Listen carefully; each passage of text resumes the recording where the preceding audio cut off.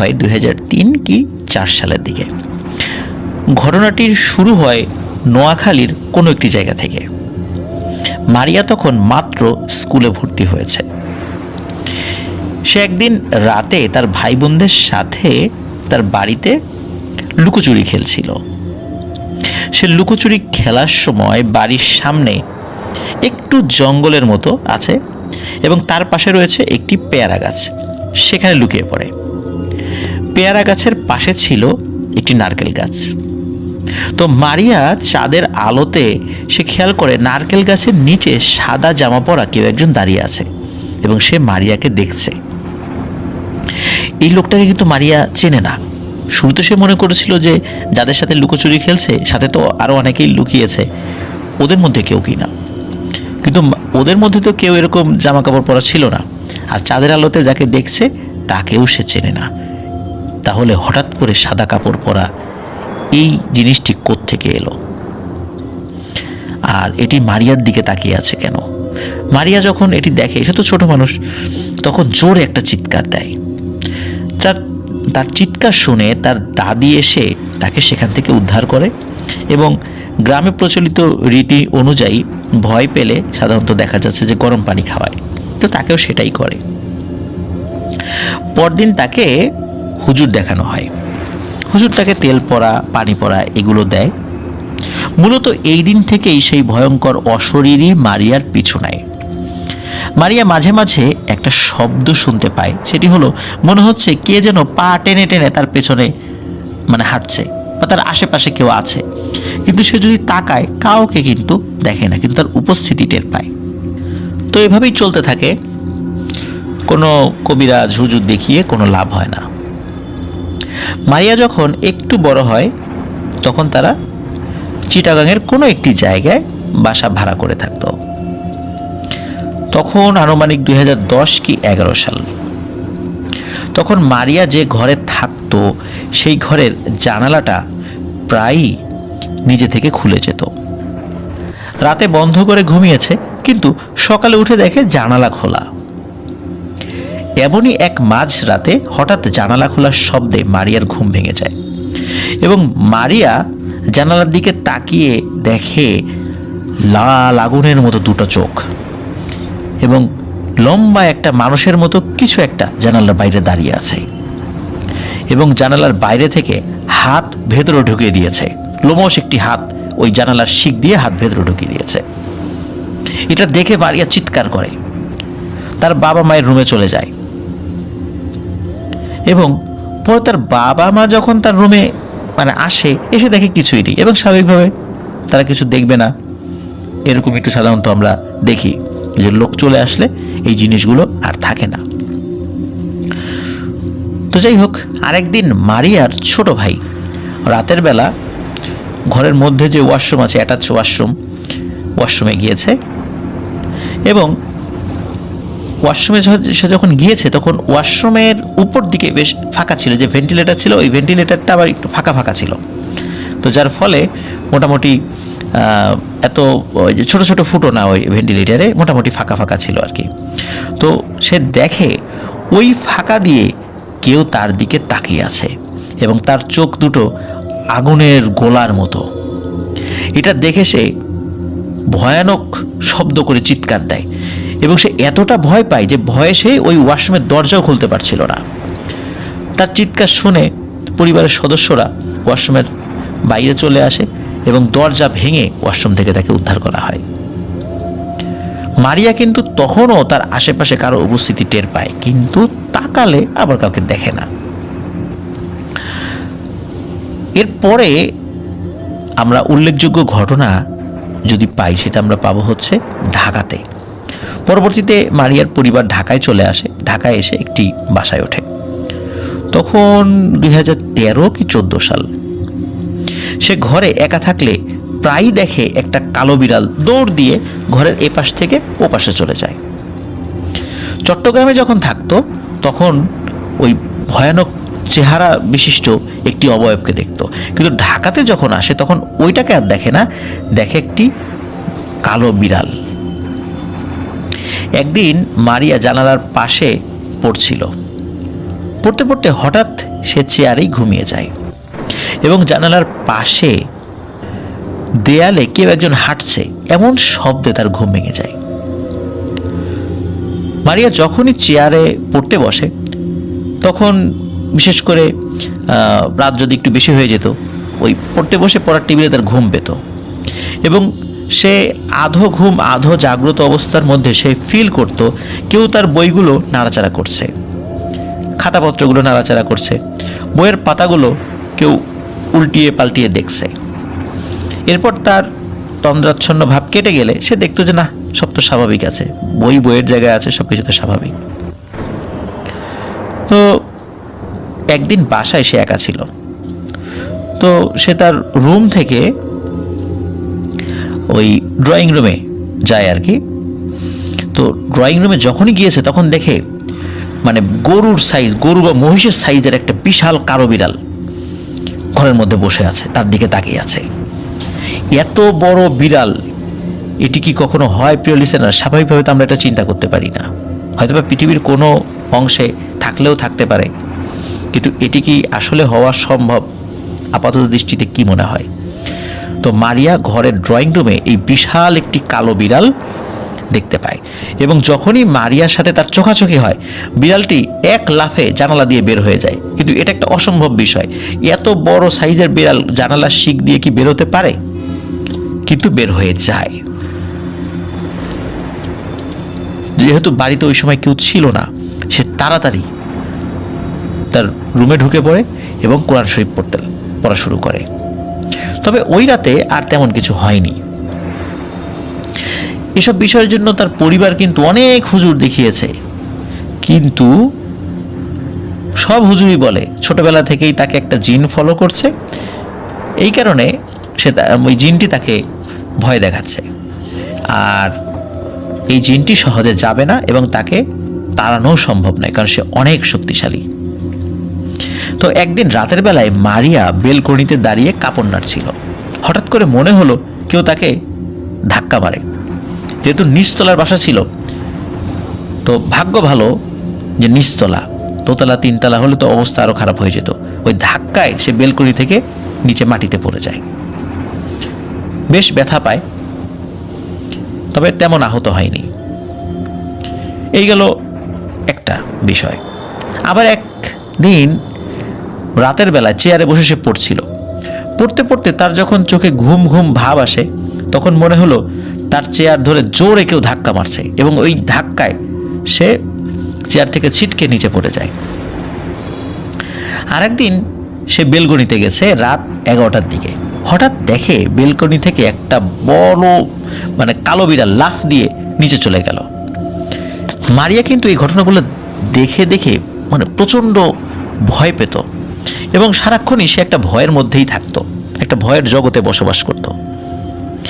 একবার রমজান মাসে ভোর রাতে সে সেহরি খেতে ওঠে এবং বেলকনিতে গিয়ে সে যখন একটু সামনের দিকে তাকায়, সে যখন ওই দাঁত ব্রাশ করতে করতে সামনের দিকে তাকায়, তখন দেখে যে পাশের বাসার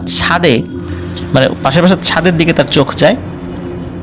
অন্ধকার ছিল সাহরির সময়, তো চোখ যায় এবং সে দেখে যে বাসার ঠিক সামনে ওই বাসার ছাদে কেউ দাঁড়িয়ে আছে এবং তার দিকে তাকিয়ে আছে। সে ভয়ে রুমে চলে আসে। কিছু সময় পরে সেটা এখনো আছে কিনা বা এটা আসলে কোনো অশরীরী কিনা বা ভয়ানক কিছু কিনা, সে সেটা দেখার জন্য আবার সেখানে গিয়ে যখন উকি দেয়, তখন সে দেখে যে কালো জামা পরা অশরীরী একটা ছায়ামূর্তি সেখানে দাঁড়িয়ে আছে। আগের বার কিন্তু ওরকমটা মনে হয়নি, কিন্তু এবার মনে হচ্ছে যেটি প্রথমবার মনে হচ্ছিল এটি মানুষ জাতীয় কিছু হবে, সে ভয় পেয়েছিল, কিন্তু পরের বার গিয়ে দেখে কালো জামা পরা সেটি, এবং আশেপাশে যে লাইট ছিল, লাইটের আলোতে সেটি কিন্তু দেখা যাচ্ছিল এবং দূর থেকেই বুঝতে পারছিল, যেহেতু তার পাশের বাড়ির ছাদে, দূর থেকে দেখতে পাচ্ছিল যে ওই ছায়ামূর্তিটি তার দিকেই লক্ষ্য করে চোখ করে দাঁড়িয়ে আছে এবং তার চোখ দুটো আগুনের মতো জ্বলজ্বল করছে। চিৎকার দিয়ে সে ভয়ে তার মায়ের রুমে চলে যায়। তার মা এসে দেখে কিছুই নেই। তো তার মা বলে যে রাতে তাহাজ্জুদের নামাজ পড়তে উঠলে সেও মাঝে মাঝে এই ধরনের জিনিস দেখে, কিন্তু ভয় পাওয়া যাবে না। আর পাশের বাসার ছাদে ওই জিনিসটা নাকি তার মাও দেখেছে মাঝে মাঝে। তো মারিয়া কিন্তু এখনও তার আশেপাশে, মানে কেউ হেঁটে বেড়াচ্ছে, তার আশেপাশে কেউ আছে, সেই জিনিসটা কিন্তু ফিল করে।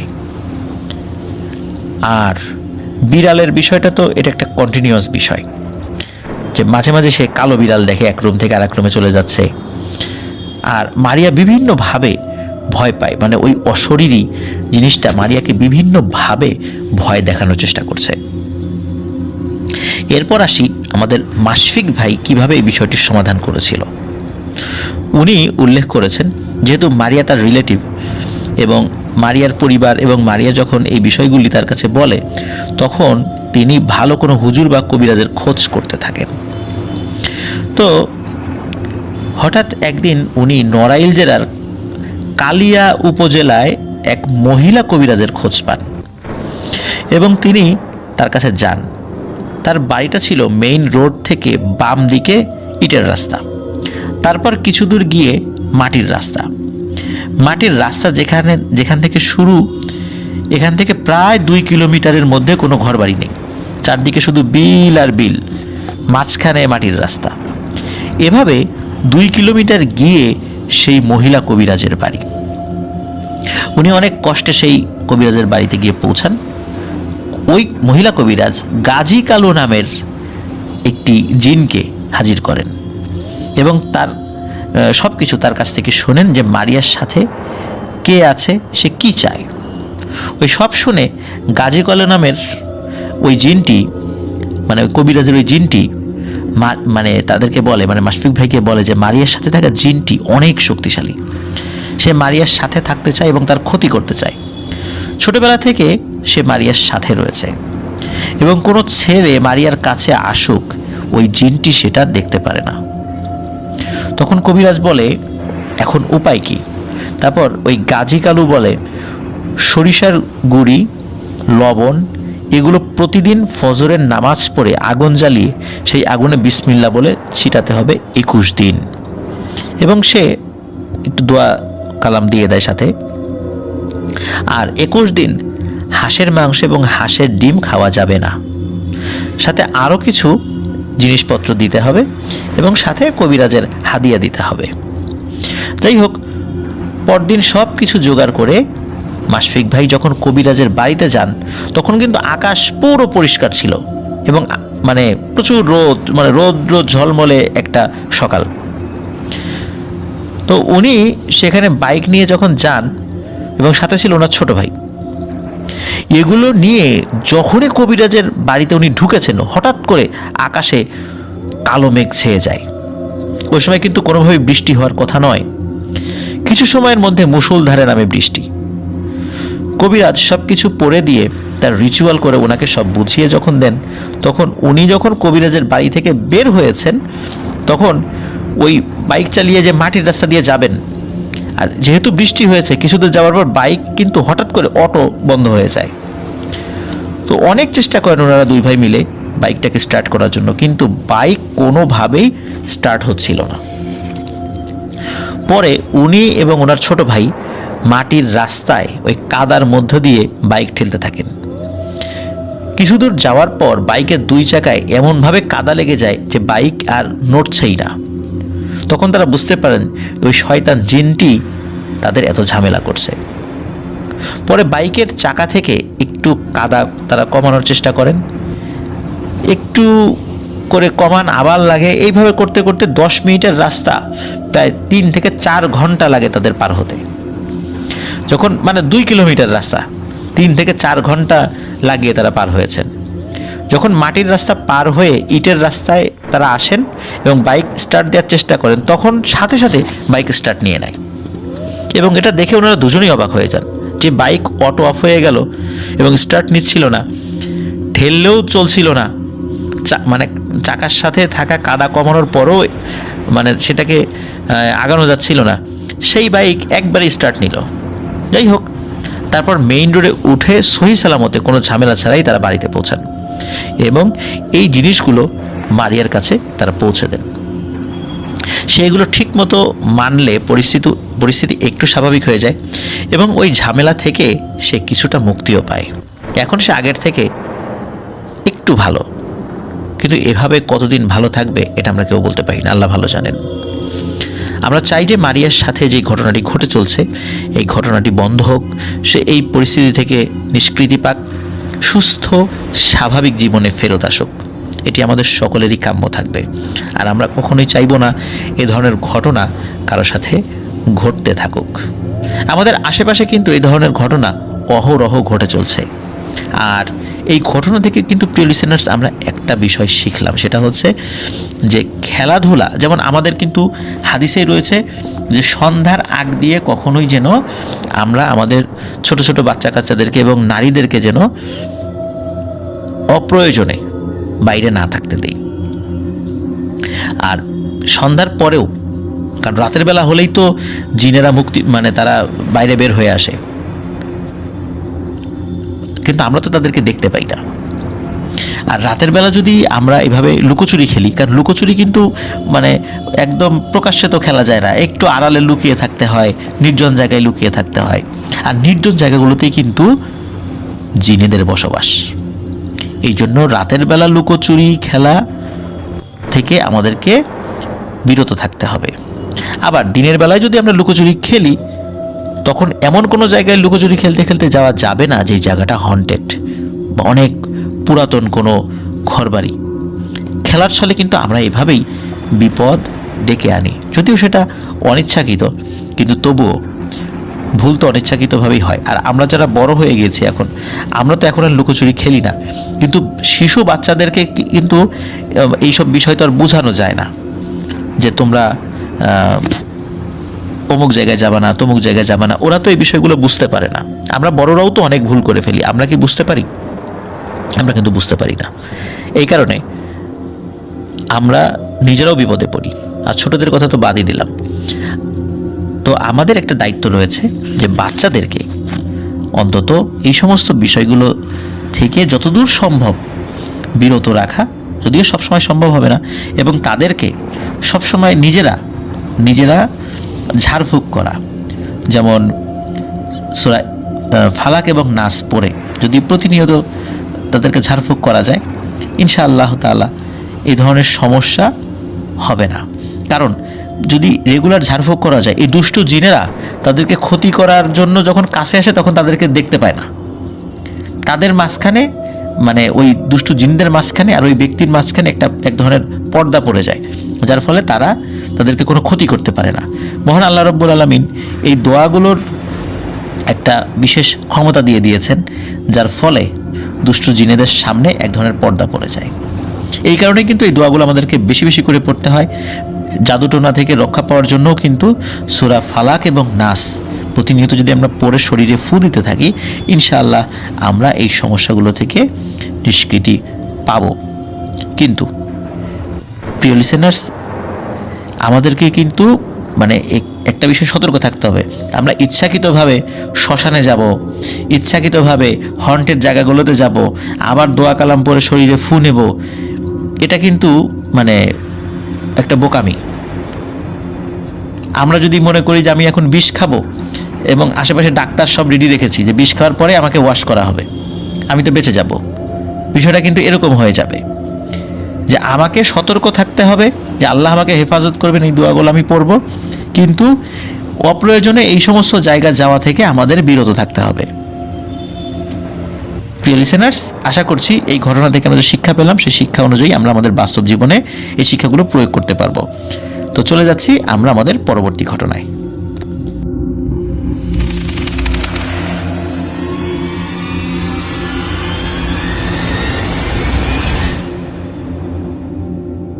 আবারও স্বাগতম জানাচ্ছি প্রিয় লিসেনার্স নতুন আরও একটি ঘটনায়।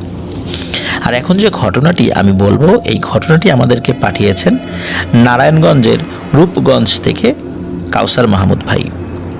তিনি এর আগেও আমাকে একটি ঘটনা পাঠিয়েছিলেন, যে ঘটনাটি ভূত.com-এ 137 নং এপিসোডে আমি বলেছিলাম।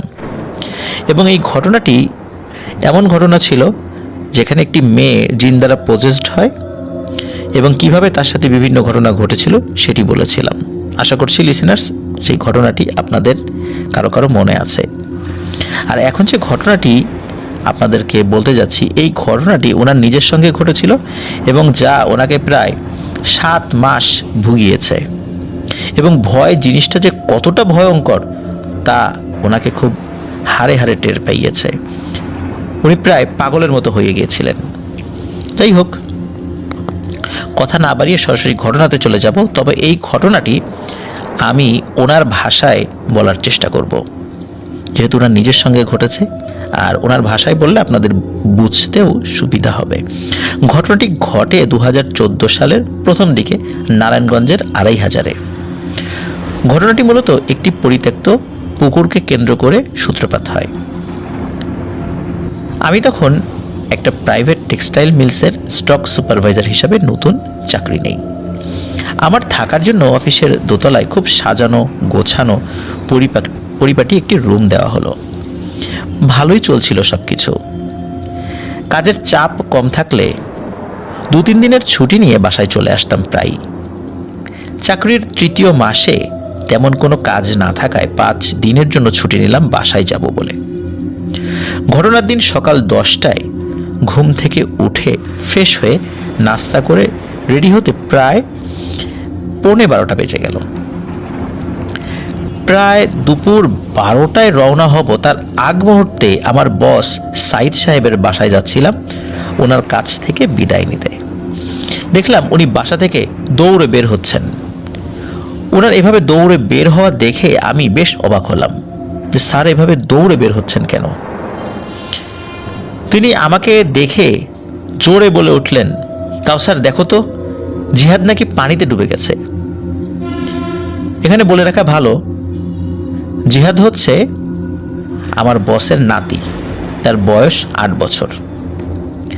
তো আমি অবাক হয়ে ওনাকে বললাম, জিহাদকে তো আমি একটু আগে দেখলাম ফুটবল খেলতে।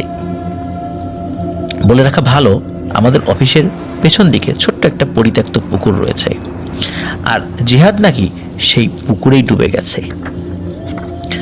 দ্রুত আমরা সবাই পুকুর পাড়ে গেলাম। গিয়ে দেখি অনেক লোক সেখানে দাঁড়িয়ে আছে, আর 2জন লোক পুকুর পাড়ে বসে আছে। একজনকে আমি জিজ্ঞেস করলাম, কি ব্যাপার ভাই, আপনার না খুঁজে বসে আছেন কেন? উত্তরে লোকটা বলল, অনেকক্ষণ ধরে ডুব দিয়ে খোঁজার চেষ্টা করেছি, কিন্তু খুঁজে পেলাম না, তাই কয়েকজন লোককে পাঠিয়েছি জাল আনতে। জাল আনলে এখানে জাল টান দেয়া হবে। আমি শুনে অবাক, এত ছোট একটা পুকুরের পানিতে একটা বাচ্চাকে খুঁজে পেল না, এটা কিভাবে সম্ভব? সাইদ সাহেব আমাকে একটু জোর করে বললেন, বাবা তুমি নেমে একটু খুঁজে দেখো তো। ইচ্ছা না থাকা সত্ত্বেও হাতের ব্যাগটা আর ফোনটা একজনের হাতে দিয়ে পুকুরের ওই ঘোলা পানিতে নেমে খুঁজতে লাগলাম জিহাদকে। 8 থেকে 10 মিনিট খোঁজার পর ব্যর্থ হয়ে যখন ফিরে আসছিলাম, হঠাৎ আমার পায়ে অনুভব করলাম কারো ভাসমান হাতের স্পর্শ। নিশ্চিত হওয়ার জন্য একটু ঘুরে গিয়ে ডুব দিয়ে বুঝলাম কোনো বাচ্চার দেহ এটা। ডুব দেওয়া অবস্থায় কাঁধে তুলে নিলাম, কিন্তু মনে হলো লাশটা অনেক ভারী, এবং আরো মনে হচ্ছিল লাশটাকে কেউ টেনে ধরে রেখেছে। শুধু জিহাদের দেহ না, মনে হচ্ছে আমাকেও কেউ টেনে ধরে রেখেছে। কিছুতেই ডুব দেওয়া থেকে উপরে উঠে আসতে পারছিলাম না। অনেক কষ্টে আমি আমার মাথা ভাসালাম। তারপর জিহাদকে টেনে ধরে হেঁটে হেঁটে পানির মধ্য দিয়ে উপরে আসার চেষ্টা করছি, কিন্তু মনে হচ্ছে কেউ আমার পা খুব শক্ত করে নিচ থেকে ধরে রেখেছে। যদিও বা কারো ধরে রাখার স্পর্শ আমি টের পাচ্ছিলাম না, কিন্তু আমি সেটা ফিল করছিলাম, কারণ আমার শরীর অনেক ভারী হয়ে গিয়েছিল। হতে পারে বেশ খানিকক্ষণ ডুবাডুবি করার কারণে আমি ক্লান্ত হয়ে পড়েছি। তো যাই হোক, অনেক কষ্ট করে পাড়ে তুলে নিয়ে আসলাম জিহাদকে। কয়েকজনের হাতে তুলে দিয়ে আমি পানিতেই অজ্ঞান হয়ে যাই। তারপর আমার আর কিছুই মনে নেই। যখন জ্ঞান ফিরল তখন রাত 1টা। আমি নিজেকে একটা হসপিটালে আবিষ্কার করলাম। সমস্ত শরীরে ব্যথা অনুভব করলাম। আমাকে স্থানীয় একটা হসপিটালে ভর্তি করে জিহাদকে ঢাকা নিয়ে গেছে। আমাকে দেখাশোনা করার জন্য সাথে একটা লোক ছিল। ওনাকে জিহাদের কথা জিজ্ঞেস করলাম। বললেন জিহাদ মারা গেছে, লাশ হয়তো আবার ফেরত নিয়ে আসছে। ওর ফোনে আমি আমার খালাকে কল দিলাম। বলে রাখা ভালো, হসপিটাল থেকে আমার খালার বাসা 30 মিনিটের দূরত্ব। আমার দুপুর 2টার মধ্যে আমাদের বাড়ি রূপগঞ্জ থাকার কথা ছিল, কিন্তু সারাদিন মা বাবা ও খালারা কেউ কোনো খোঁজ খবর পায়নি আমার। সবাই অনেক টেনশনে ছিল। ফোনেও কল করে কোনো উত্তর পাইনি, আর আমার ফোন কেউ রিসিভও করেনি। এত রাতে অচেনা নাম্বার থেকে আমার কল পেয়ে বেশ অবাক হলো খালা। তারপর ওনাকে সব কিছু বলার পর আমাকে হসপিটাল থেকে নিয়ে আসে। সারা রাত ঘুমাতে পারিনি, অজানা একটা ভয় কাজ করছিল মনে। চোখ বন্ধ করলেই জিহাদকে দেখতে পেতাম। জিহাদ ওই পুকুর পাড়ে বসে আছে। পরের দিন ওর জানাজা আর দাফন শেষ করে বাড়িতে চলে গেলাম।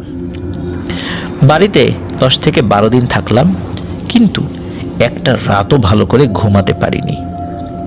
চোখ বন্ধ করলেই জিহাদকে দেখতে পেতাম, আর ওই পুকুরটা দেখতে পেতাম। ওই পুকুর পাড়ে জিহাদ বসে আছে। স্থানীয় মসজিদের ইমামের কাছ থেকে ঝাড়ফুঁক আর তাবিজ নিলাম, কিন্তু কোনো কাজ হলো না। চলে গেলাম আবার নিজের কর্মস্থলে। সেখানে আরো বেশি সমস্যার সৃষ্টি হলো। যখন রুমে একা থাকতাম, আমার রুমটা কেমন যেন গম গম করত। মনে হতো বেশ কিছু মানুষ সেখানে হাঁটাহাঁটি করছে এবং কথা বলছে, কিন্তু কথাগুলো বুঝতে পারতাম না যে তারা কি ভাষায় কথা বলছে। খুবই অস্পষ্ট এবং ক্ষীণ ছিল। খুব ভালো করে না খেয়াল করলে সেটা বোঝা যেত না, তবে আমি সেটা বুঝতে পারতাম। সবসময় কারো উপস্থিতি আমি টের পেতাম। তার মধ্যে অন্যতম একটা ব্যাপার ছিল, প্রতি রাতে একটা শব্দ পেতাম। শব্দটা এমন ছিল মনে হতো সিলিং থেকে একটা কাঠের বাক্স জাতীয় কিছু ফ্লোরে পড়েছে। বিকট একটা শব্দ হতো। আমি ধর্মর করে ঘুম থেকে উঠে বসতাম, প্রচণ্ড ভয় পেতাম। সাথে সাথে বিছানা ছেড়ে উঠে লাইট জ্বালিয়ে দেখতাম, কিন্তু কিছুই দেখতে পেতাম না। তবে অন্ধকার রুমে কিছু একটা উপস্থিতি টের পেতাম। মনে হতো কেউ আছে রুমে। প্রায় রাতে কি মনে করে যেন পশ্চিম দিকের জানালা খুলে পুকুরের দিকে তাকিয়ে থাকতাম। মনে হতো কেউ হয়তো ওইখানে আছে। এভাবে কেটে গেল কয়েকটি দিন।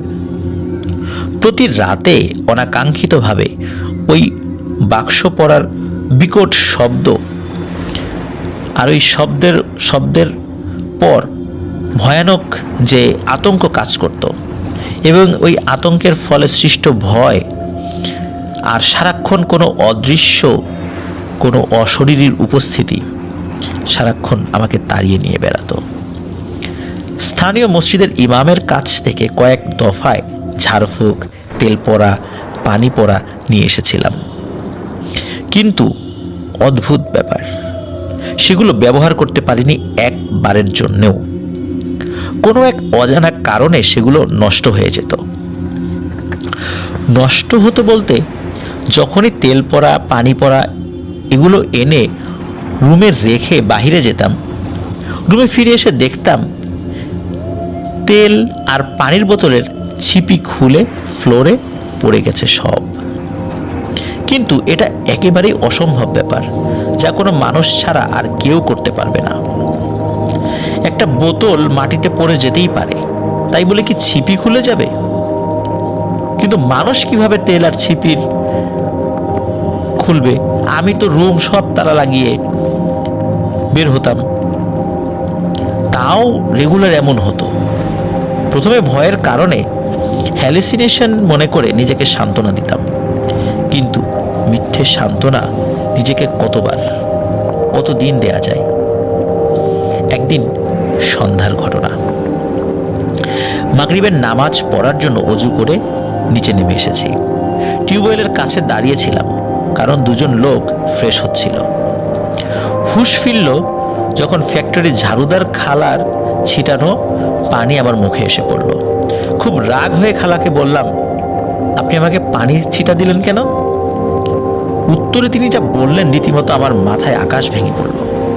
তিনি আমাকে বললেন, স্যার, আপনি এই সন্ধ্যাবেলায় পুকুর পাড়ে গেছেন কেন? ওনার প্রশ্নে দ্বিমত পোষণ করে বললাম, আশ্চর্য, আমি কেন পুকুর পাড়ে যাব? খালা জোর গলায় বলল, আপনাকে 4 জন মিলে ধরে ওই পুকুর পাড় থেকে নিয়ে এসেছে। অনেকটা ভিড় জমে গেছে টিউবওয়েল পাড়ে। শুধু খালা না, ভিড়ের মধ্য থেকে মোটামুটি সবাই একই কথা আমাকে বলল। তিনি আমাকে বললেন, আমি যখন ফ্যাক্টরি ঝাড়ু দিচ্ছিলাম তখন জানালা দিয়ে দেখলাম আপনি পুকুর পাড়ে দাঁড়িয়ে আছেন। অনেকবার ডাকাডাকি করার পর যখন দেখলাম আপনি সাড়া দিচ্ছেন না, তখন আমরা 4-5 জন গিয়ে আপনাকে ওইখান থেকে ধরে নিয়ে এসেছি। প্রমাণস্বরূপ তিনি আমার আর যারা আমাকে পুকুর পাড় থেকে নিয়ে এসেছে তাদের লুঙ্গির অবস্থা দেখালো। দেখলাম আমার লুঙ্গিতে হাঁটু পর্যন্ত কাদা লেগে আছে। এমনকি যারা আমাকে নিয়ে এসেছে তাদেরও একই অবস্থা। তার মানে হচ্ছে আমি পুকুরের বেশ খানিকটা পর্যন্ত নেমে গিয়েছিলাম এবং ওইখান থেকে আমাকে ধরে এনে এসেছিল। কিন্তু এটা কিভাবে সম্ভব? আমি তো কলপাড়ে গিয়েছিলাম এবং সেখানে 2 জন লোক অজু করছিল। আমি তাদের অজু দেখছিলাম, যে তাদের অজু করা শেষ হওয়ার পর আমি অজু করব এবং মসজিদে যাব। যদিও বা আমি অজু করে নেমেছিলাম, কিন্তু তারপরেও মনে হলো যে কলের ঠান্ডা পানিতে আবার অজু করি। এবং এরপরে কিভাবে এতটা সময় পার হয়ে গেল আমি বুঝতেই পারিনি। দেখলাম রাত অনেক হয়ে গেছে। বুঝলাম মাগরিবের সময় পেরিয়ে প্রায় এশার নামাজের ওয়াক্ত পার হয়ে যাচ্ছে, মানে এশার নামাজও শেষ হয়ে গেছে। কিন্তু এতটা সময় আমি কোথায় ছিলাম? আমার মনে আছে মাগরিবের আজানের সাথে সাথে আমি রুম থেকে বের হয়েছি, কিন্তু এতটা সময় পেরিয়ে গেল। 7-5 ভাবতে ভাবতে ফ্রেশ হয়ে রুমে চলে এলাম। মসজিদে পরবর্তীতে গিয়ে ইমাম সাহেবকে সব বলার পর তিনি আমাকে আবার ঝাড়ফুঁক করে দেন। রাত্রে খাওয়া দাওয়া শেষ করে ঘুমানোর প্রস্তুতি নিচ্ছি, এমন সময় আমার বস সাইদ সাহেব আসলেন। তিনি রাতে বাসায় ফেরার পর আমার সাথে সন্ধ্যায় ঘটে যাওয়া ঘটনা শুনে আমাকে দেখতে এসেছেন। কিছুক্ষণ কথা বলার পর আমাকে বলল, তোমার সমস্যা দিন দিন বেড়েই চলছে।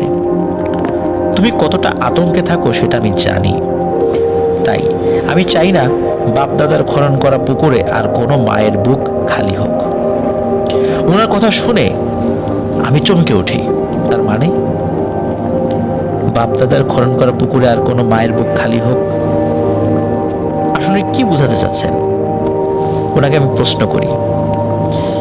কিছুটা ইতস্তত করে ওনার কাছ থেকে আমি জানতে পারি এমন এক তথ্য যা খুবই ভয়ানক এবং চাঞ্চল্যকর। এই পুকুর অনেক আগে খনন করা হয়েছে। এই পুকুর খনন করার পর নাকি ওনার দাদা স্বপ্নে দেখে এই পুকুর এক মায়ের এক ছেলে এমন 11টা নিয়ে যাবে। তার মানে এক মায়ের যে এক ছেলে রয়েছে এমন 11টা সন্তান এই পুকুরে মৃত্যুবরণ করবে। জিহাদ সহ এখন পর্যন্ত 3 জন নিয়ে গেছে। আমিও আমার মায়ের এক ছেলে, এবং এই কারণেই আমার বস সাইদ সাহেব বলছিলেন, আমি চাই না তোমার কোনো ক্ষতি হোক। তারপর উনি বললেন, তুমি এক কাজ করো, আমার এক বন্ধুরও এমন একটা টেক্সটাইল মিলস আছে, আপাতত কিছুদিন তুমি ওর কাছে থাকো। তোমার সমস্যা কমলে আবার আমার কাছে চলে এসো। ততদিন পর্যন্ত তোমার যাবতীয় খরচ আমি বহন করব। রাতে ঘুমানোর পর আবার সেই বক্স পড়ার শব্দ শুনে ঘুম ভেঙে গেল। অন্ধকার রুমে কারো উপস্থিতি টের পেলাম। আবার লাইট অন করে জানালার পাশে গিয়ে জানালা খুলে পুকুরের দিকে কিছুক্ষণ তাকিয়ে রইলাম। তারপর কিছু দোয়া কালাম পড়ে ঘুমিয়ে গেলাম। পরের দিন বসের বন্ধুর কাছে চলে গেলাম। সেখানে আমার থাকার ব্যবস্থা করা হলো ওনাদের বাংলো ঘরে। সেখানেও ওই একই সমস্যা। স্বপ্নে জিহাদকে পুকুর পাড়ে বসে থাকতে দেখতাম, আর সিলিং থেকে বক্স পড়ার শব্দ শুনতে পেতাম প্রায় প্রতি রাতেই। তেল পড়া, পানি পড়া, তাবিজ কবজ অনেক কিছু নিয়ে আসতাম, কিন্তু কখনো সেগুলো ব্যবহার করতে পারতাম না কোনো এক অজানা কারণে।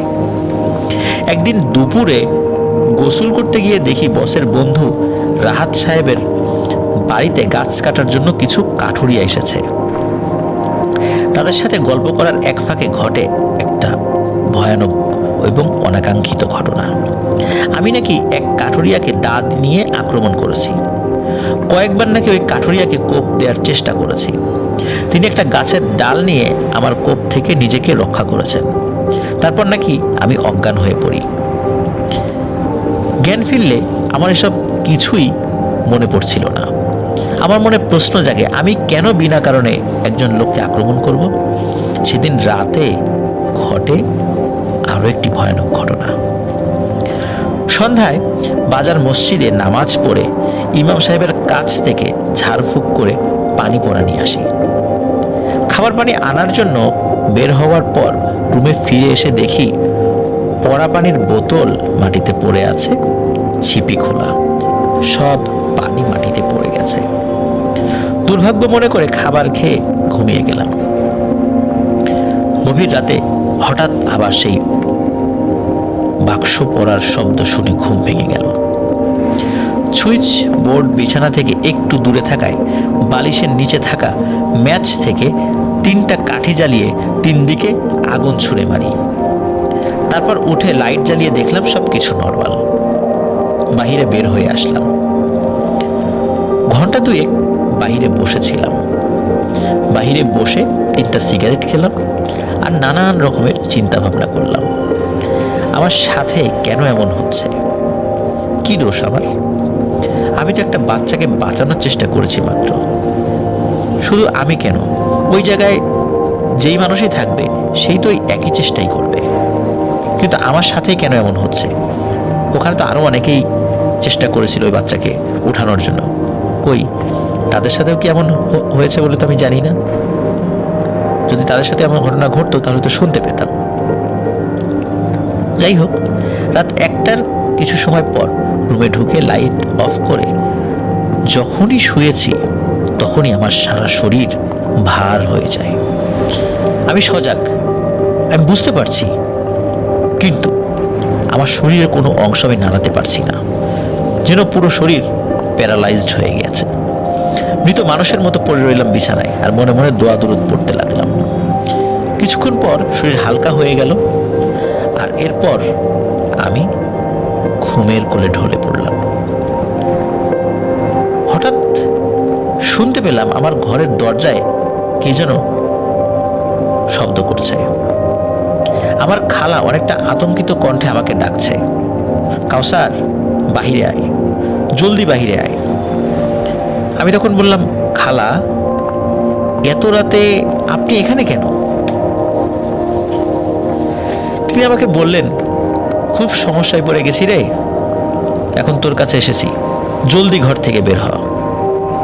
আমার চোখে তখন প্রচুর পরিমাণে ঘুম। ঘুমে চোখ খুলতে পারছি না। ঘুমের ঘোরেই আমি খালাকে বললাম, খালা, আপনি চলে যান, আমি আগামীকাল আপনার বাসায় যাব। এখন আপনি চলে যান, আমি দরজা খুলতে পারবো না, আমার খুব ঘুম পাচ্ছে। কয়েকবার এইভাবে ডেকে খালার আর কোনো সারা শব্দ পাওয়া গেল না, আর আমিও দরজা খুলে বাইরে গেলাম না। কখন যে ঘুমিয়ে পড়েছি আমি নিজেও বলতে পারবো না। ভোরের দিকে ঘুম ভাঙল। বুকে অনেক যন্ত্রণা হচ্ছে। বুকে হাত দিয়ে দেখি কেমন যেন ভিজা এবং আঠালো মতো আমার সমস্ত শরীরে লেগে আছে। চমকে উঠলাম, কি এগুলো? লাইট অন করে যা দেখলাম তা ভাবতেই পারিনি। দেখলাম আমার বুকে বিড়ালের থাবার মতো নখের আঁচড়, সারা বুক জুড়ে এমন হয়ে আছে। নখের আঁচড় থেকে এই রক্ত বের হয়ে জমাট বেঁধে আঠা আঠা হয়ে গেছে।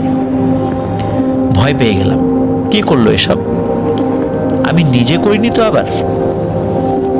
যেমন নিজের অজান্তে অনেক কিছু হয়ে যাচ্ছে, পুকুর পাড়ে নেমে যাচ্ছি, কাউকে দা দিয়ে আক্রমণ করতে যাচ্ছি, আমার তো এগুলো কিছুই মনে থাকে না কখন করছি এগুলো। ঘুমের মধ্যে আমি নিজেই এগুলো কি করেছি? তখন আমি আমার হাতগুলো ভালো করে দেখলাম। আমার হাতের কোথাও কোনো রক্তের দাগ পেলাম না।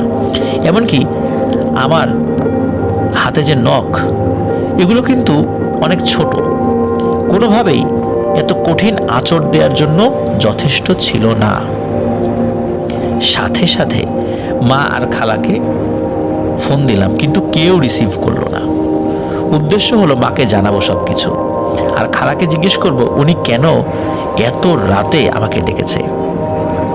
হঠাৎ করে খেয়াল হলো, আচ্ছা আমি যেখানে থাকি এখানকার ঠিকানা তো খালা জানেই না, তাহলে খালা এত রাতে কিভাবে আসবে? আর যদি আমার সাথে ওনার কোনো কাজ থাকে তাহলে তো আমাকে উনি ফোন করবেন, তিনি আমাকে ফোন করলেন না কেন? হাজারো প্রশ্ন নিয়ে লাইট জ্বালিয়ে বসে রইলাম। কিছুক্ষণ পর আজান হলে আমি বাহিরে গিয়ে বসলাম। নামাজ পড়ে দেখলাম রাহাত সাহেব আসলেন। আমাকে দেখে বললেন, কি ব্যাপার, এত সকালে তুমি বাহিরে কেন? রাতে কি কোনো সমস্যা হয়েছে? আমি রাহাত সাহেবকে সারা রাতের সব কিছু খুলে বললাম। তিনি আমাকে স্থানীয় একটা মাদ্রাসায় নিয়ে গেলেন। সাথে সাথে গিয়ে দেখি হুজুর বসে কোরআন তেলাওয়াত করছেন। রাহাত সাহেব আর আমি হুজুরকে সালাম দিলাম। আমি ভয়ে অনেকটা গুটিসুটি হয়ে আছি, কথাই বলতে পারছি না। রাহাত সাহেব বললেন, দেখেন তো হুজুর, সে রাতে অনেক ভয় পেয়েছে। হুজুর আমার দিকে কিছুক্ষণ তাকিয়ে রইলেন, 5 মিনিট বা 7 মিনিট এমন। তারপর উনি আমাকে উদ্দেশ্য করে যা বললেন তা ছিল এমন, বাবা, রাতে কাজটা কিন্তু তুমি ঠিক করনি, আগুন দিয়ে ঢিল ছোড়া তোমার ঠিক হয়নি। এতদিন ওই দুষ্টু জিনগুলো তোমাকে শুধু ভয় দেখিয়েছে। তুমি আগে যেখানে ছিলে সেখান থেকে আসার পর তোমার উপর ভয় দেখানোর পরিমাণও বাড়িয়ে দিয়েছে। ওই পুকুর পাড়েই তোমাকে নিয়ে যাওয়ার অনেক চেষ্টা করেছে, কিন্তু পারেনি। কাল রাতে যখন তুমি আগুন ছুঁড়ে মেরেছ, জিনটা প্রচন্ড ক্ষুব্ধ হয়ে প্রথমে তোমার উপর ভর করে, দোয়া কালাম পড়ার পর তোমাকে ছেড়ে দেয়, আর তারপর তোমার কোনো আত্মীয় রূপ ধারণ করে তোমাকে বাহিরে ডাকে। তবে তুমি এটা ভালো করেছো যে ওর ডাকে সাড়া না দিয়ে। যদি তুমি ওর ডাকে সাড়া দিয়ে বাইরে বের হতে, তাহলে তোমাকে ওই পুকুর পাড়ে নিয়ে যেত, না হয় পার্শ্ববর্তী শ্মশানে নিয়ে গিয়ে বড় ধরনের কোনো ক্ষতি করত। তোমার প্রাণ নিয়ে নেওয়ার উদ্দেশ্যই ছিল মূলত ওই দুষ্টু জিনের। এতক্ষণ শুধু আমি হুজুরের কথাগুলো চুপ করে শুনছিলাম আর অবাক হচ্ছিলাম, কারণ আমি তো হুজুরকে কিছুই বলিনি। তাহলে হুজুর এত কিছু কিভাবে বলতে পারছে?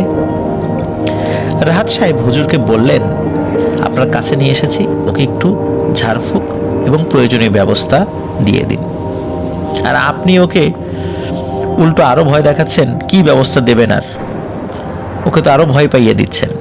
হুজুর বললেন, আমি ওর জন্য কিছুই করতে পারবো না, বড়জোর ঝাড়ফুঁক করে আপাতত ওর ভয়টা কমিয়ে দিতে পারি।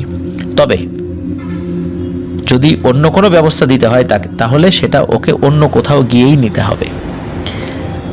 রাহাত সাহেব বললেন, কেন? আপনি দিতে পারবেন না কেন? আমাদের এলাকার সবাইকে তো আপনি সব ব্যবস্থা দেন, তাহলে ওকে কেন দিবেন না? উত্তরে হুজুর বললেন, রাহাত ভাই, ওকে যদি আমি কোনো ব্যবস্থা দেই, কোনো তদবির দেই, তাহলে আমার অনেক সমস্যা হবে। আর আমি শিওর ওকে যারা যেই ব্যবস্থাই দিয়েছে বা ঝাড়ফুঁক করেছে তাদেরও সমস্যা হয়েছে।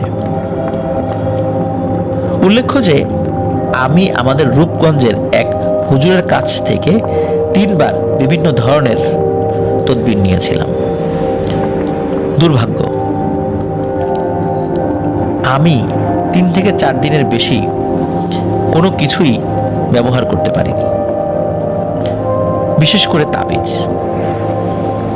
হুজুর একে একে আমার সাথে গত 7 মাসে যা যা ঘটেছে তার সব কিছু বর্ণনা করলেন। আমি শুনে অবাক, যেন ঘটনার সময় তিনি আমার সাথেই ছিলেন। কিছুক্ষণ পর মা আমাকে ফোন করে জিজ্ঞেস করলেন, এত সকালে কেন ফোন দিলাম, আর কোনো সমস্যা হয়েছে কিনা। আমি মাকে রাতের সব কিছু খুলে বললাম, আর এটাও জানালাম এখন যে হুজুরের কাছে আমি আছি, উনি আমাকে যে কোনো ধরনের ব্যবস্থা দিতে নারাজ।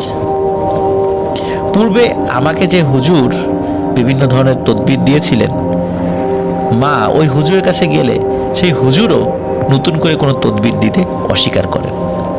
অনেক অনুরোধের পর হুজুর রাজি হয়। মাদ্রাসার ওই হুজুর আমাদের রূপগঞ্জের হুজুরের সাথে ফোনে কথা বলে ওনাকে জানিয়ে দেন কিভাবে তদবির তৈরি করতে হবে। তবে তিনি সাবধান করে দেন এবং বলেন এখন যেন উনি কোনো ধরনের কোনো তদবিরের দিকে না যান বা কোনো বিষয় তৈরি না করেন।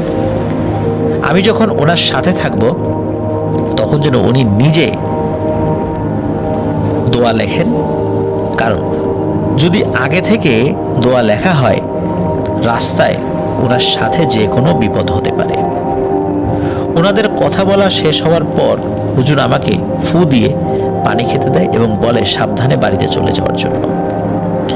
বাড়িতে আসার পর আসরের নামাজ শেষে হুজুর আমাকে একটি দোয়া লিখে দেয় আর কিছু বিধি নিষেধ দিয়ে দেয়। সেগুলো হলো আমি যেন সবসময় নামাজ পড়ি, পাক পবিত্র থাকি, কোনো মৃত মানুষের লাশ না দেখি, সদ্য ভূমিষ্ঠ বাচ্চা যে ঘরে থাকে সেই ঘরে যেন 41 দিনের আগে না যাই, ইত্যাদি ইত্যাদি বিভিন্ন বিষয়। এখন আলহামদুলিল্লাহ আমার কোনো সমস্যা নেই, তবে মাঝে মাঝে কিছু বাজে স্বপ্ন দেখি, যেগুলো দেখে আমি প্রচণ্ড ভয় পাই। কয়েকবার হুজুরের স্বর্ণপন্ন হলে হুজুর আমাকে বলে এটা নাকি আমার অতীত ইতিহাস মনে করিয়ে দেওয়ার জন্য এমনটা হয়। যাই হোক, কিছু স্বপ্নের কথা না হয় অন্য কোনো দিন জানাবো, যার কিছু প্রমাণও আমি দিব। ঘটনাটা যতটা সম্ভব হয়েছে সংক্ষিপ্ত করার চেষ্টা করেছি। ভালো লাগলে বা প্রচারযোগ্য হলে অবশ্যই প্রচার করবেন।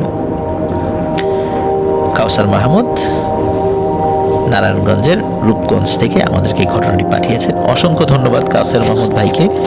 আসলে ওনার সাথে যে ভয়ানক ঘটনাটি ঘটেছে এটি আসলে কি বলবো, যে উনি যে এটা ধৈর্য ধারণ করে এই বিষয়টির মোকাবেলা করেছেন, আল্লাহ ওনাকে ধৈর্য ধারণ করার তৌফিক দান করেছেন, এটা আসলে সত্যি উনি অনেক কষ্ট এবং ত্যাগ স্বীকার করেছেন।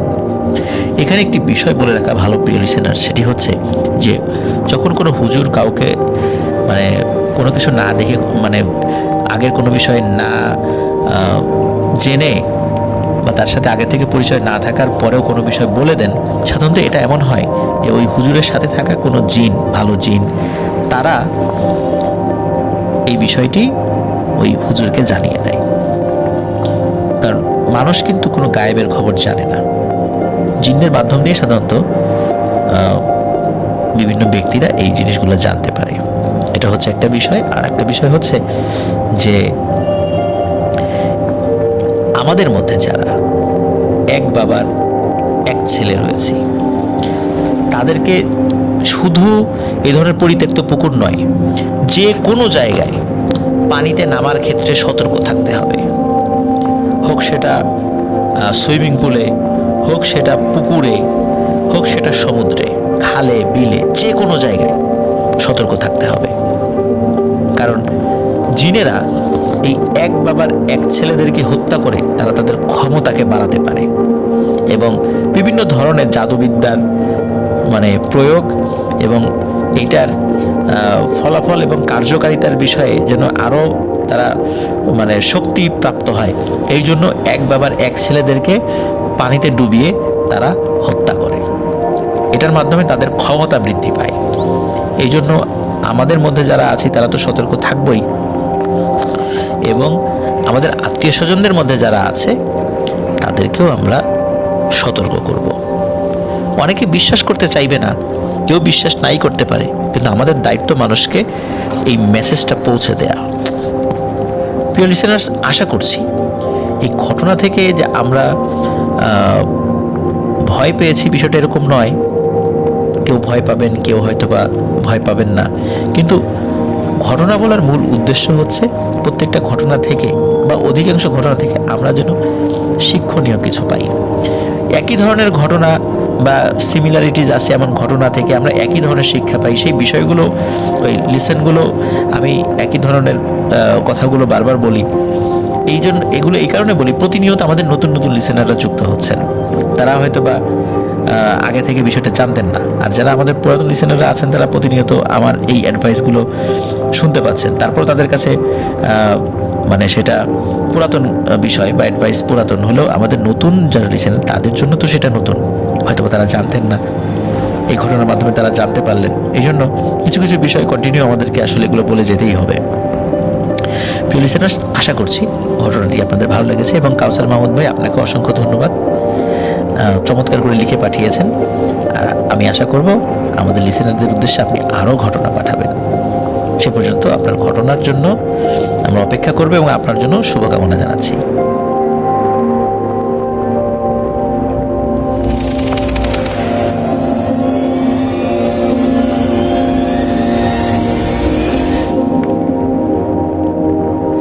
স্বাগতম প্রিয় লিসেনার্স আরও একটি নতুন ঘটনায়। এখন যে ঘটনাটি বলবো, এই ঘটনাটি মূলত একজন মানুষ কোন ঘটনার প্রেক্ষাপটে ব্ল্যাক ম্যাজিশিয়ান হয়ে উঠলেন সেই বিষয়টিকে কেন্দ্র করে।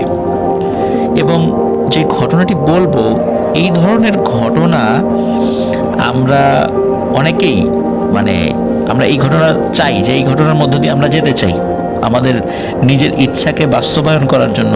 আমরা কখনো কখনো এই ঘটনা ঘটুক বা আমরা ঘটাতে চাই এই ঘটনাটি। কিন্তু প্রিয় লিসেনার্স, আমি ঘটনাটি যদিও বলবো এবং সেই সাথে এর কিছু পরিণতির বিষয় বলবো, একদম বাস্তব পরিণতির কথা। এটা আমার নিজের দেখা একটা পরিণতি। তো আশা করছি এই ঘটনা শেষ পর্যন্ত ইনশাল্লাহ শুনবেন এবং আপনাদের ভালো লাগবে। আমি এই ঘটনাটি নিজের মতো করে বলতে পারতাম, নিজের মতো করে কিছু কথা আমি বলবো, তবে উনি যেভাবে পাঠিয়েছেন আমি সেভাবে আগে আপনাদেরকে শোনাতে চাই। আমি তখন ইন্টারে পড়ি। ছাত্র হিসাবে মোটামুটি ভালো ছিলাম। পড়াশোনার চাপে প্রেম নামক অধ্যায়ে পা রাখা হয়নি। কিন্তু কথায় আছে, মানুষ জীবনে একবার হলেও প্রেমে পড়ে। আমিও তার ব্যতিক্রম হলাম না। আমাদের গ্রামের এক পাড়া প্রতিবেশী কাকাতো বোনকে আমার ভালো লেগে যায়। তার নাম রূপা। সে ছিল যথেষ্ট সুন্দরী। সে ক্লাস 10-এ পড়ত। দিন যেতে লাগলো, আমার রূপার প্রতি ভালোবাসাও বাড়তে লাগলো। কিন্তু কিছুতেই তাকে ভালোবাসার কথাটা বলতে পারছি না। কিভাবে বলবো, বলার সাহসও হচ্ছে না। যদি রাজি না হয়ে উল্টো আমার বাসায় বলে দেয়, তখন হবে আরেক ঝামেলা। এদিকে না বলেও আমি থাকতে পারছি না। শেষমেশ উপায় না দেখে ওর এক বান্ধবী, যে আমার সম্পর্কে ভাতিজি হয়, তাকে দিয়ে আমার প্রেমের কথাটা রূপাকে জানালাম। জানানোর পরের দিন রূপা স্কুলে যাচ্ছিল। আমি রাস্তায় দাঁড়িয়েছিলাম। বলা বাহুল্য, স্কুলে যাওয়ার রাস্তাটা ছিল আমাদের বাসার কাছ দিয়েই। আমাকে দেখে রূপা ডাক দিল। আমি ভয়, লজ্জায় সব মিলিয়ে তার কাছে যেতেই আমাকে অনেক অপমান করলো আর বলল তার কথা যেন ভুলে যাই। এখানে বলে রাখি, রূপার বাবা ছিল আমাদের এলাকার বেশ ধনী একজন ব্যক্তি এবং আমাদের চেয়ে অনেক ধনী মানুষ। সে কথা বলেও অনেক অপমান করলো। আমি অনেক কষ্ট পেয়ে বাসায় চলে এসে খুব কান্নাকাটি করলাম।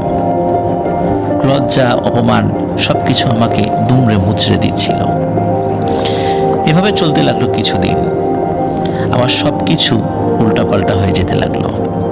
পড়াশোনা নষ্ট হয়ে যেতে লাগলো। এর মাঝে এক দাদার সাথে সব কথা শেয়ার করতেই তিনি আমাকে বললেন, আরে এটা নিয়ে এত চিন্তার কি আছে, সোজাভাবে হয়নি তো কি হয়েছে, বাঁকাভাবে রাজি করাবি। বলে রাখি, সেই দাদার সাথে আমি সব কিছু শেয়ার করতাম আর দাদা টুকটাক কবিরাজি করত। আমি বললাম, বাঁকাভাবে মানে? বাঁকাভাবে মানে কি আমি বুঝতে পারছিলাম না। তখন দাদা বললেন, বাঁকাভাবে মানে তুই তো প্রেমের প্রস্তাব দিয়েছিস, মেয়েটি রাজি হয়নি। এখন যদি সে তোকে প্রেমের প্রস্তাব দেয় তাহলে বিষয়টা কেমন হয়? আমি বললাম, ধুর, এটা কি সম্ভব নাকি? আমাকে যেই কথাগুলো বলে অপমান করেছে, আমি তো কল্পনাই করতে পারি না যে সে আমাকে নিজে থেকে প্রেমের প্রস্তাব দেবে। এটা কখনোই হবে না। দাদা হেসে বলল, আরে হবে হবে, শুধু তোকে কিছু কাজ করতে হবে। আমি আগ্রহ নিয়ে বললাম, কি কাজ বলো, আমি সব করতে রাজি আছি। দাদা বলল, ব্ল্যাক ম্যাজিক করতে হবে। আমি ভয় পেয়ে গেলাম। বললাম, ব্ল্যাক ম্যাজিক করলে তো ও মারা যাবে। শুনেছি ব্ল্যাক ম্যাজিক করলে অনেক ক্ষতি হয়। দাদা হেসে বলল, আরে এটা মারার জন্য না রে, তাকে প্রেমে ফেলার জন্য। তখন আমি বললাম, বলো কি, ব্ল্যাক ম্যাজিক করে প্রেমেও ফেলা যায়? এটা কি সম্ভব? শুধু তো গল্প শুনেছি, এটা কি বাস্তবে হয় কখনো? তখন দাদা বলল, হ্যাঁ রে, হয়, এটা করা যায়, শুধু তোকে কিছু কাজ করতে হবে। আমি বললাম, ওর প্রেমের জন্য সব করতে পারবো, বলো আমাকে কি করতে হবে। দাদা বলতে শুরু করলো, প্রথমে তোকে শ্মশান থেকে একটি তুলসী গাছ এবং মানুষ পোড়ানো হাড্ডি এবং এই পোড়ানোর সময় অবশিষ্ট যে কয়লাগুলো থাকে, কিছু কয়লা এবং শ্মশানের মাটি আনতে হবে একটা নির্দিষ্ট রাতে গিয়ে। তারপর সেই মেয়ের চুল এবং জামার টুকরো আনতে হবে। পরে কি করতে হবে সেটা আমি বলে দেব। আমি এক বাক্যে রাজি হয়ে গেলাম, কোনো ধরনের দ্বিধা ছাড়াই। দিন যেতে লাগলো আর আমি সেই নির্দিষ্ট সময় অর্থাৎ অমাবস্যার শনিবার কিংবা মঙ্গলবারের অপেক্ষা করতে লাগলাম। আমার বেশি দিন অপেক্ষা করতে হলো না, কিছুদিন পর সেই সময় চলে আসলো। আমি শনিবার সন্ধ্যার পর সেই দাদার বাসায় চলে গেলাম। দাদা বলতে লাগলেন, শ্মশানে যাওয়ার সময় যাই হোক না কেন কোনো ভয় পাবি না, আর পেছন ফিরে তাকাবি না। তুলসী গাছ এক টানে তুলে ফেলবি। এখানে বলে রাখা ভালো, চিতার পাশে মানুষ পোড়ানোর পর একটা করে তুলসী গাছ পুঁতে আসে সবাই। কয়লা আর হাড় নিয়ে সোজা চলে আসবি, কোনো ভয় পাবি না, যাই ঘটুক না কেন। এখানে কিন্তু অনেক ভয়ানক বিষয় তোর সামনে চলে আসবে, কিন্তু মনে রাখবি কোনো রকমের ভয় পাওয়া যাবে না। এগুলো বলে দাদা আমার হাতে একটি তাবিজ বেঁধে দিল এবং বলল, এটা তোর শরীর বন্ধ রাখবে, খারাপ কোনো কিছু তোর ক্ষতি করতে পারবে না। যথারীতি রাত 12টার পর আমি শ্মশানের উদ্দেশ্যে হাঁটা দিলাম। বলে রাখি, আমার বাসা থেকে প্রায় 2 কিলোমিটার দূরে একটি শ্মশান রয়েছে। রাস্তায় তেমন সমস্যা হয়নি। হাঁটতে হাঁটতে শ্মশানের কাছে চলে এলাম। একটু সামনেই শ্মশান, চারদিকে শুনশান নীরবতা। শ্মশানের বড় বড় গাছগুলো যেন ঘুটঘুটে অন্ধকারে ছেয়ে আছে। আমি যথেষ্ট সাহসী ছিলাম, তাই কোনো ভয় না করে শ্মশানের এরিয়ায় যখনই ঢুকতে যাব তার আগে হুট করে কোথা থেকে একটা লোক এসে আমার পাশে দাঁড়ালো। আমি খেয়াল করলাম লোকটা একটু লম্বা, সাদা জামা পরা এবং বেশ বয়স্ক, 50-60 বছর বয়স হবে। আমাকে উদ্দেশ্য করে বলল, এখানে কি এত রাতে? যাও, চলে যাও, না হলে কিন্তু মহাবিপদে পড়বে। এই মহাবিপদ বলতেই লোকটা আবার হেঁটে চলে গেল। একটু পর দেখি লোকটা আর নেই। আমি ভাবলাম অন্ধকার তো, তাই হয়তো দূরে দেখা যাচ্ছে না, কিন্তু ভেবে পেলাম না কে এই লোক আর আমাকে এই কথা বলে চলে গেল কেন।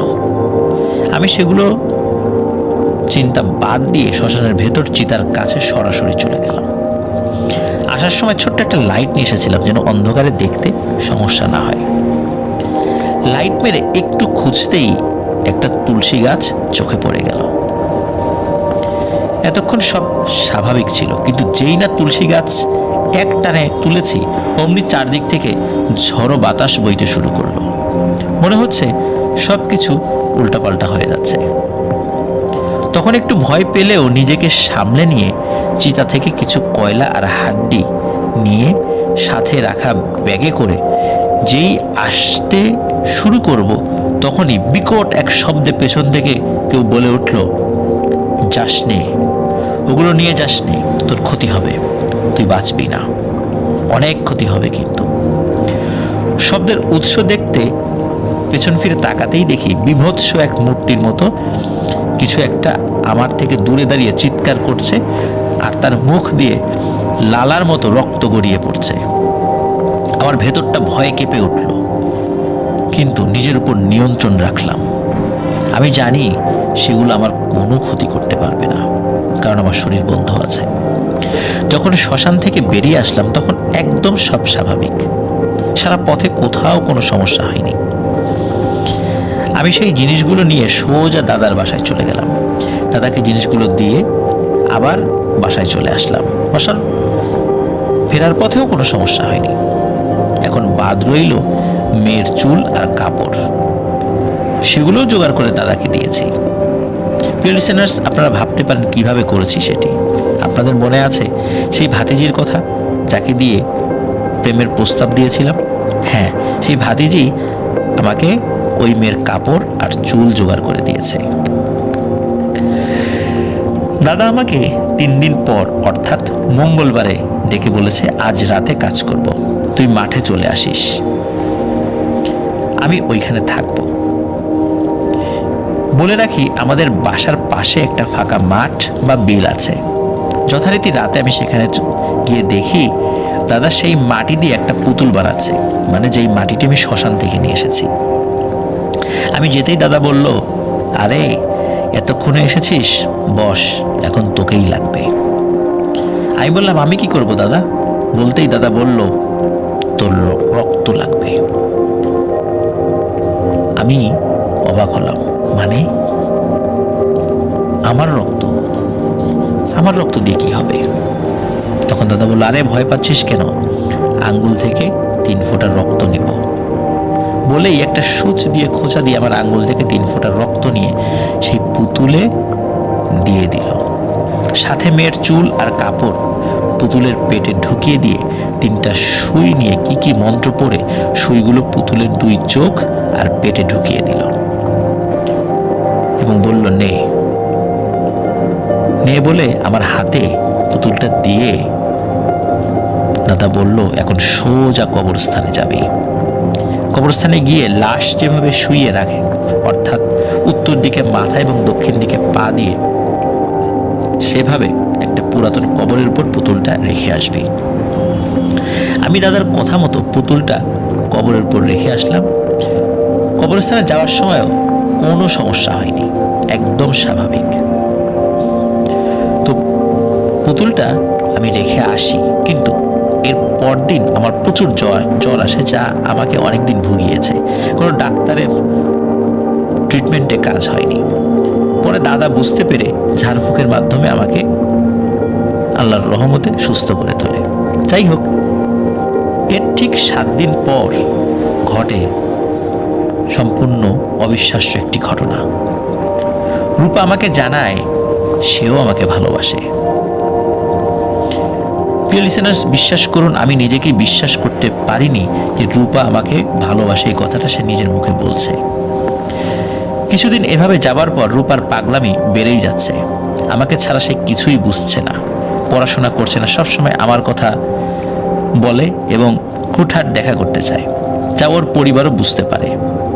দেখা করতে গিয়ে একবার ওর মায়ের কাছে ধরাও খেয়েছিলাম।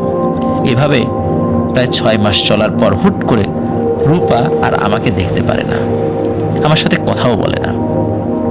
এক পর্যায়ে আমাদের সম্পর্কের ইতি হয়ে যায়। পরে জানতে পারি ওর মা আরও একটা ভালো কবিরাজ দেখিয়ে আমার করা ব্ল্যাক ম্যাজিক সেটি কেটে দিয়েছে, যার ফলে রূপা আবার আগের মতো হয়ে যায়। আফরান ভাই, এই ছিল ঘটনা। আর আমার কবিরাজি শেখার হাতে খড়ি সেই দাদার কাছ থেকেই। এর মধ্যে কেটে গেছে অনেক বছর। এর মাঝে অনেক গুরুর কাছে গিয়েছি, অনেক ব্ল্যাক ম্যাজিক শিখেছি এবং করেছি, কিন্তু এখন শুধু মানুষের উপকার হয় এমন কাজ করি, কোনো ব্ল্যাক ম্যাজিক করি না। সবার প্রতি আমার আবেদন, কেউ যেন ব্ল্যাক ম্যাজিক না করে কাউকে। আমার কাছে ব্ল্যাক ম্যাজিক করা আরও অনেক ঘটনা আছে, যা আমার নিজে করা কিংবা কাউকে করেছে আমি চিকিৎসা করে ভালো করেছি। প্রিয় লিসেনার্স, আসলে যিনি ঘটনাটি পাঠিয়েছেন আমি পুরোটা তো পড়লাম। আর প্রেম সংক্রান্ত ব্ল্যাক ম্যাজিক এটি একটা বাংলাদেশে কমন ঘটনা, শুধু বাংলাদেশে না, সারা বিশ্বব্যাপী একটি কমন ঘটনা। কারণ প্রেমে রাজি না হলে তাকে রাজি করানোর জন্য, বা হাজব্যান্ড বসে আসছে না বা ওয়াইফ বসে আসছে না তাকে বসে আনার জন্য, এই ধরনের কাজগুলো হর হামেশাই হয়ে থাকে। আর অধিকাংশ ক্ষেত্রেই এগুলোর কাজ হয় না, আবার অনেক ক্ষেত্রেই কাজ হয়।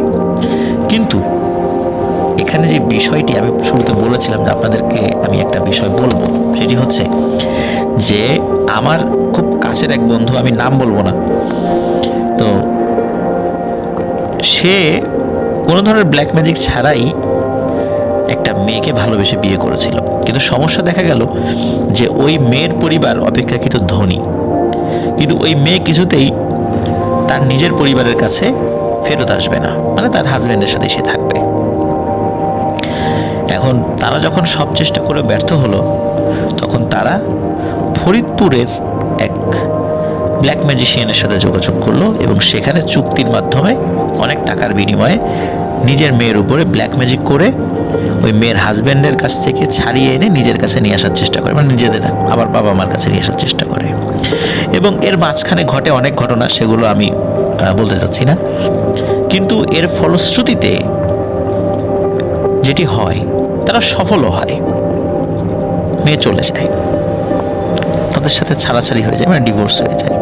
কিন্তু এর ফলে যে ঘটনাটি ঘটে সেটার প্রভাব ছিল খুবই মারাত্মক।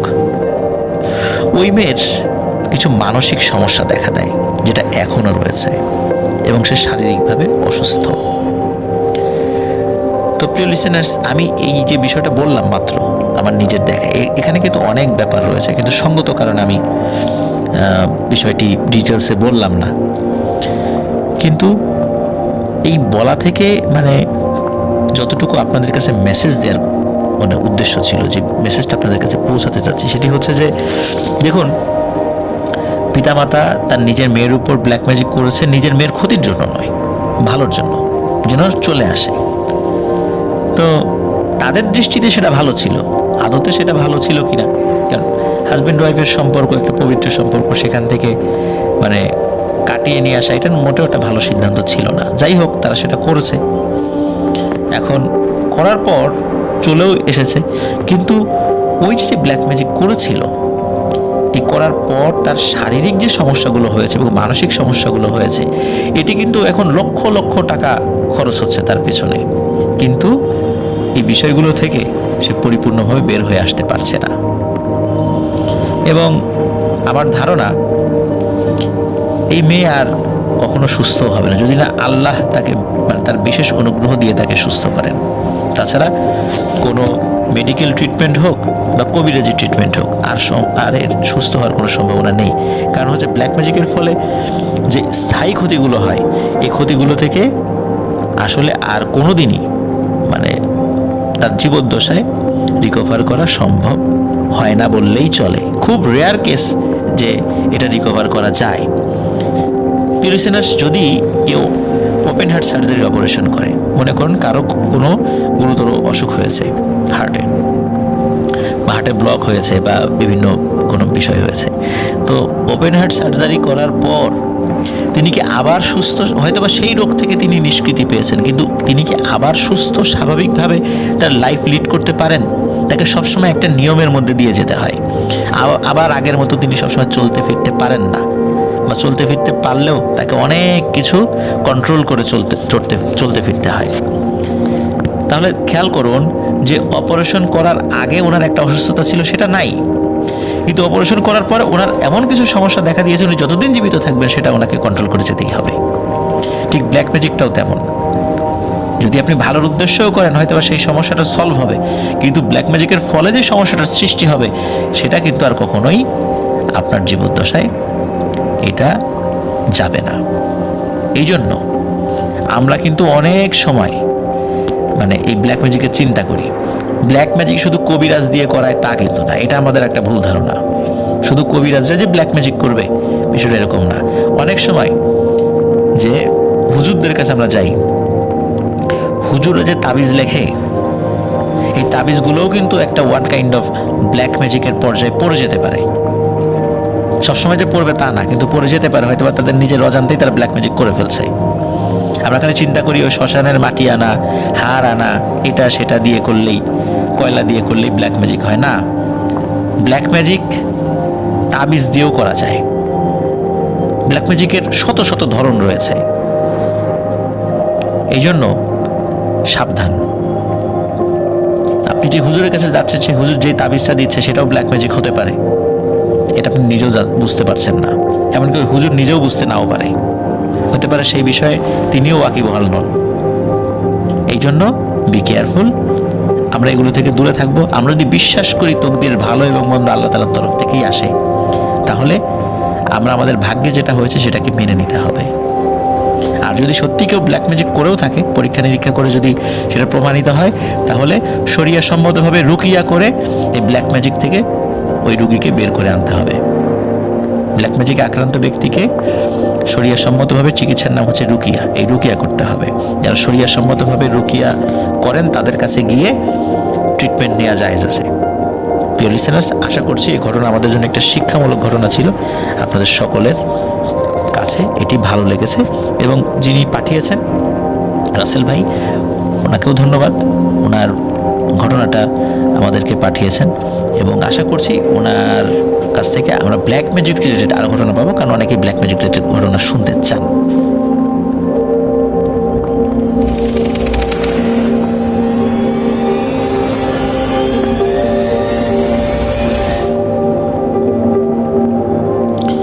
আবারও স্বাগতম জানাচ্ছি প্রিয় লিসেনার্স নতুন আরও একটি ঘটনায়। এখন যে ঘটনাটি আমি আপনাদেরকে বলতে যাচ্ছি, এই ঘটনাটি যিনি আমাদেরকে দিয়েছেন তার নাম হচ্ছে স্বরূপ আজগর। উনি পাঠিয়েছেন পুরান ঢাকা থেকে, আর এটি ঘটেছিল সিরাজগঞ্জে। আর এই ঘটনাটি ওনাকে দেন সিরাজগঞ্জের একজন রিক্সা চালক। তো ঘটনাটি আসলে যেভাবে তিনি সংগ্রহ করেছেন, সেই সংগ্রহের প্রক্রিয়া বা যে বিষয়টি সেটি বলেছেন। মূলত উনি একটা আত্মীয় বাড়িতে গিয়েছিলেন, সিরাজগঞ্জে ওনার এক আত্মীয়। আর এই ঘটনাটি সিরাজগঞ্জ জেলার রায়গঞ্জ উপজেলার নিমগাছি নামক একটি গ্রামের। আর যে গ্রামটি ছিল রায়গঞ্জ উপজেলা থেকে, এটি প্রায় 10 থেকে 12 কিলোমিটার ভিতরে। তখন পুরোটাই ছিল মেঠোপথ। তো উনি যখন ঘটনাটি সংগ্রহ করেছিলেন বা যখন শুনেছিলেন, মূলত সংগ্রহ না, যখন শুনেছিলেন, এখন থেকে প্রায় 10 বা 12 বছর আগে উনি সিরাজগঞ্জে গিয়েছিলেন ওনার চাচাতো বোনের শ্বশুর বাড়িতে। উল্লাপাড়া বাস স্ট্যান্ড থেকে প্রায় 8 কিলোমিটার ভেতরে। তার 6 কিলোমিটার রাস্তাই ছিল মাটির। আর ওনার বোনের শ্বশুর বাড়ির কাছে একটাই দোকান ছিল, একদম বাড়ির সামনেই। তো ওনার বোনের শ্বশুর আবার হাজি মানুষ ছিলেন। আশেপাশে যত বিচার সালিশ বা দরবার হতো তিনি বিচারক হিসাবে থাকতেন। তার অনেক সুনাম ছিল একজন সৎ মানুষ হিসাবে। তখন ওনার বয়সও ছিল কম, মাত্র 20 বছর। এখন বয়স বিবেচনায় সে বাড়ির মেহমান হয়ে ওই বাড়ির সামনের দোকান থেকে সিগারেট কেনা কেমন দেখায়। এজন্য একদিন বিকেলবেলা উল্লাপাড়া বাজারে যান তিনি, এক প্যাকেট সিগারেট কিনতে ও ফোনে টাকা লোড করতে।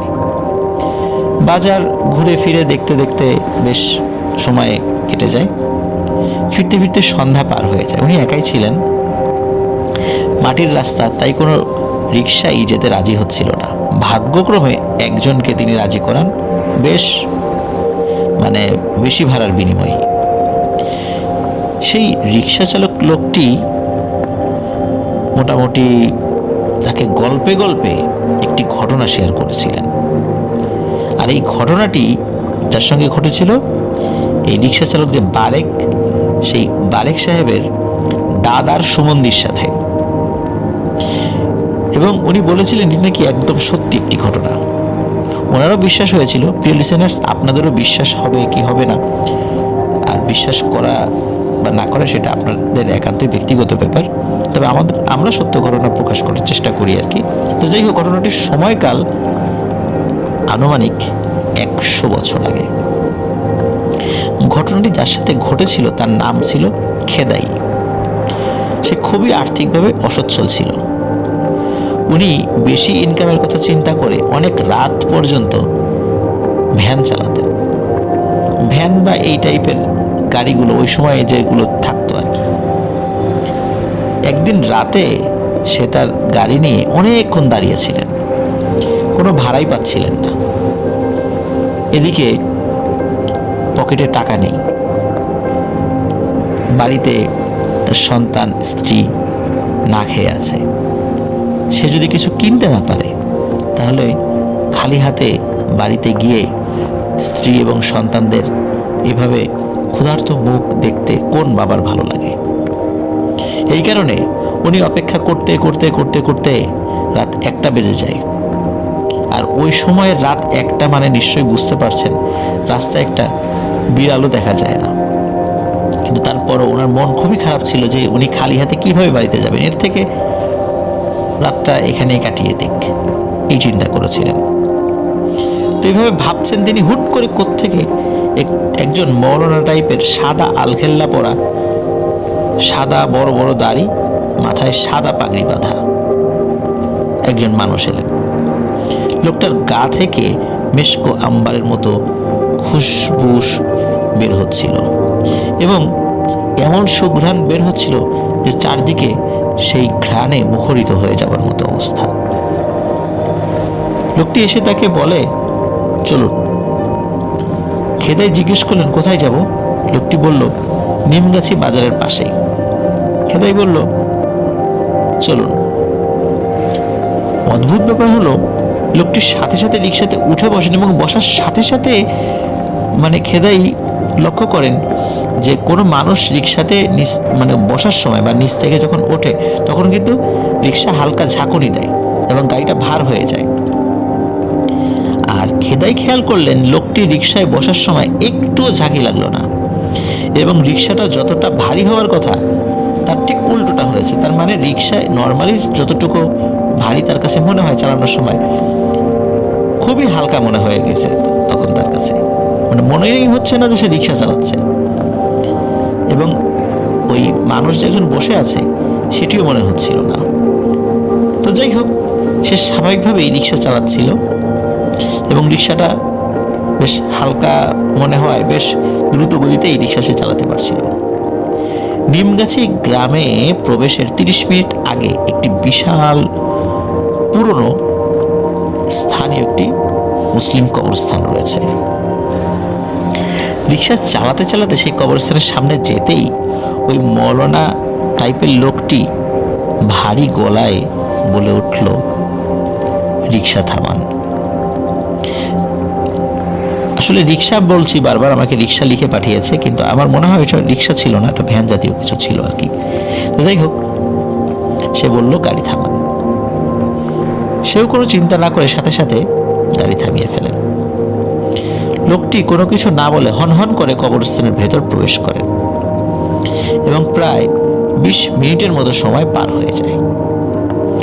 খেদাই চিন্তা করল, লোকটি তো কোনো ভাড়া না দিয়ে ভিতরে ঢুকে গেল, এতক্ষণ হয়ে গেল তো বের হয় না। তো এদিকে ভাড়ার আশায় তো এত রাত্রে তাকে টেনে আনলাম, তো ভিতরে যাই দেখি লোকটি আবার কোনো বিপদে পড়ে নাই তো, একা একা কবরস্থানের মধ্যে ঢুকলো, সমস্যা তো হতে পারে, অসুস্থ হয়ে যেতে পারে। উনি এই চিন্তা করে উনি ভেতরে যান। তো ভেতরে গিয়ে কবরস্থানটা বেশ বড় ছিল, পায়ে হাঁটা মেঠো পথও ছিল কবরস্থানের ভেতর দিয়ে। ওই সময় তো এরকম পাকা রাস্তাঘাট মানে কবরস্থানের ভেতর দিয়ে তৈরি হয়নি। তো উনি মিনিট 5 হাঁটার পর, মানে রিক্সাটা কিন্তু কবরস্থানের বাইরে রেখে গিয়েছিলেন, রিক্সা তো না মানে ওনাদের গাড়িটি। তো মিনিট 5 হাঁটার পর তিনি কবরস্থানের ভেতরে মানে একটি বড় পুকুর দেখতে পান এবং ওনার মনে হচ্ছিল পুকুরের মধ্যে পানির ছলাৎ ছলাৎ শব্দ, মানে অনেক সময় আমরা পানিতে যদি হাত মুখ ধুই এরকম শব্দ হয় না, তো ওই রকম শব্দ। তো উনি কিছুটা পথ এগিয়ে যান যে ওখানে শব্দ করে কে, ওখানে হয়তো সেই মুরব্বী লোকটি থাকতে পারে। কিন্তু উনি ওখানে যাওয়ার পর যে দৃশ্য দেখেন, এটি দেখার জন্য তিনি মোটেও প্রস্তুত ছিলেন না। তিনি দেখেন ওই যে মৌলানা টাইপের যে লোকটি, উনি পুকুরে উবু হয়ে বসে তার নিজের পেটের নাড়িভুঁড়ি পেটের ভেতর থেকে বের করে সেগুলো পানি দিয়ে ধুচ্ছেন। এই দৃশ্য দেখে তিনি অনেক ভয় পান এবং মনে মনে আল্লাহর নাম নিতে নিতে দ্রুত কবরস্থান থেকে বের হয়ে ওনার গাড়ির কাছে চলে যান। তিনি গাড়ির কাছে এসে দাঁড়ানোর 20 সেকেন্ডের ভেতর সেই মৌলানা টাইপের লোকটি তার সামনে চলে আসে এবং দাঁড়িয়ে বলে, আপনার উচিত হয়নি বিষয়টি দেখা, আপনার উচিত ছিল এখানে ওয়েট করা, কিন্তু আপনি এগিয়ে গিয়েছেন।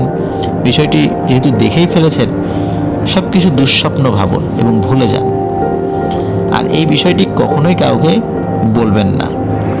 আর যদি আপনি এই কথাটি কাউকে না বলেন, আমি আপনাকে কথা দিচ্ছি ইনশাল্লাহ আপনার কোনো দারিদ্র্য থাকবে না। আর এই বলে ওই লোকটি তার ডান হাতটি মুঠ করে তার দিকে এগিয়ে দেন এবং রিক্সা চালক খেদাই সেও হাত বাড়িয়ে নিয়ে উনি যেটা দেন সেটা হাতে নেন এবং ওই মৌলানা সাহেবের লোকটি বলেন, মৌলানা টাইপের লোকটি বলে যে আপনার যে গামছা রয়েছে সেই গামছায় এই পয়সাটি বেঁধে রাখুন, কারণ এখানে একটি পয়সা রয়েছে। তো খেদাই দেখে এটা চকচকে একটি পয়সা, এটা কি স্বর্ণ রূপা না কিসের এটি বোঝা যাচ্ছে না, বা কোন ধাতুর তৈরি এটা বোঝা যাচ্ছে না, কিন্তু বেশ চকচক করছে।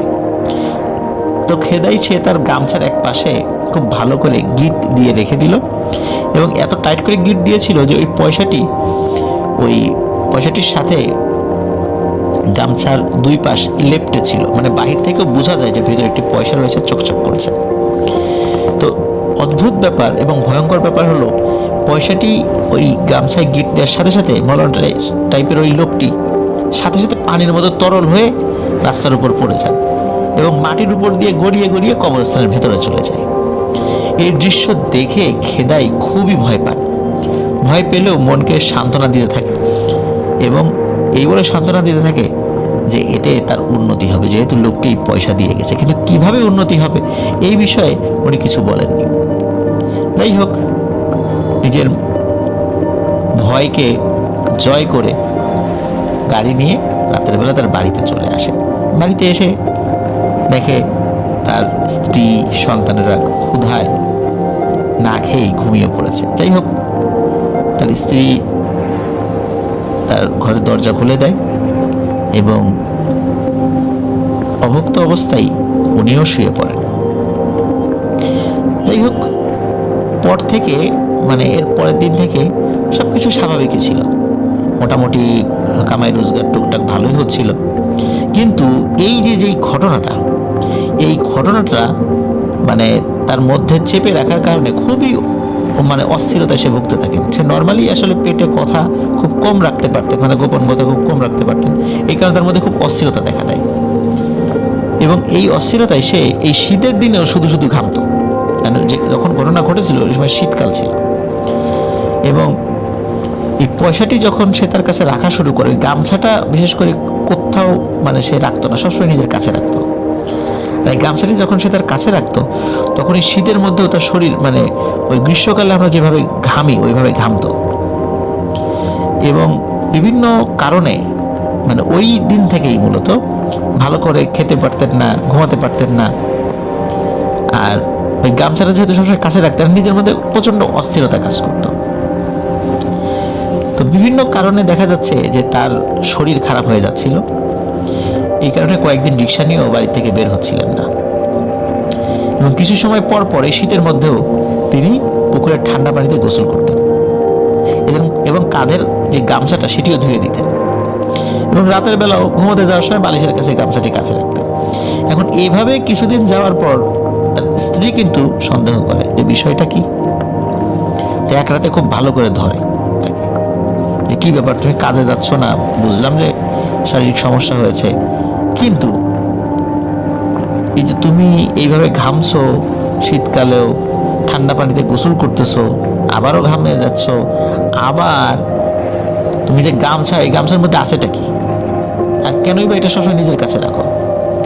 সে তোর স্ত্রীকে বলে, না তেমন কিছু নেই, এমনি আর কি, শরীরে বেশি ঘাম দিচ্ছে তো ঘাম মোছার জন্য সবসময় গামছাটা কাছে রাখে। কিন্তু স্ত্রী বলছে, না না, এটা তো হতে পারে না, নিশ্চয়ই অন্য কোনো সমস্যা আছে যেটা তুমি আমার কাছ থেকে গোপন করছো। তোমার তো আগে এইভাবে ঘাম বের হতো না, আর শীতকালে কি কারো এভাবে ঘাম বের হয়? কি লুকাচ্ছ ঠিকঠাক করে বলো। তার স্ত্রীর সাথে বেশ কথা কাটাকাটি হয়। এক পর্যায়ে সে চাপের মুখে তার স্ত্রীকে সব কিছু খুলে বলে দেন এবং গামছাটা তিনি খুলে দেখাতে চান। তার স্ত্রী বলে, দেখি তো গামছার মধ্যে আসলে কি আছে। গামছা খুলে দেখাতে গিয়ে তিনি একটা অদ্ভুত বিষয় আবিষ্কার করেন। গামছার মধ্যে যে পয়সাটা ছিল, ওই গিট দিয়ে খোলার আগেও দেখছিল যে বাহির থেকে মানে চকচক করছে পয়সা, বোঝা যায় আর কি। কিন্তু গিট খোলার সাথে সাথে দেখা গেল যে সেখানে কিচ্ছু নেই, পুরো খালি। অথচ তাকে একটা উজ্জ্বল পয়সা দিয়েছিল সেই মলন টাইপের লোকটি। তার স্ত্রী ভাবলেন সে মিথ্যা কথা বলছে। আবার সে তার স্ত্রীকে বললেন এটা পুরোই সত্যি ঘটনা। সে রাতে আবারও দুজনের ব্যাপক কথা কাটাকাটি হয়। যাই হোক, এরপর যে যার মতো ঘুমিয়ে পড়ে। পরের দিন সকালে ওই খেদাই যিনি, তার প্রচন্ড জ্বর আসে এবং জ্বর এমন পরিমাণে আসে যার কারণে সে বিভিন্ন ধরনের প্রলাপ বকতে থাকে এবং জ্বরের ফলে সে কিছুই খেতে পারছিল না, মানে যাই মুখে দিত তার তেতো মনে হতো।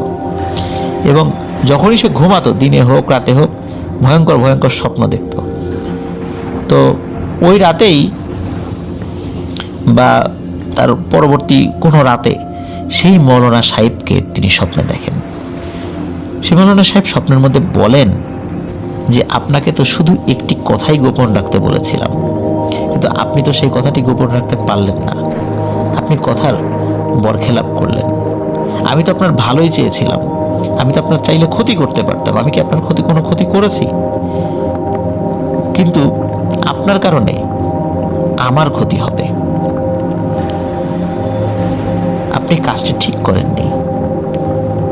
এই বলে ওই লোকটি চলে যায়। এরপর দিন সকালে তিনি তার স্ত্রী সন্তানদের কাছে এই স্বপ্নের ঘটনাটি খুলে বলেন। সেদিন দিবাগত রাতে খেদাই চাচার শরীরে মানে প্রচন্ড জ্বর আসে। জ্বর আসলে সাধারণত আমরা কি দেখি, মানে কাঁপাকাঁপি শুরু হয়ে যায় বডিতে। কিন্তু ওনার শরীরের তাপমাত্রা এতটা বেড়ে গিয়েছিল যে ওনার কাঁপাকাঁপি করার পরিবর্তে ওনার গরম লাগছিল এবং উনি সেই গরম সহ্য করতে না পেরে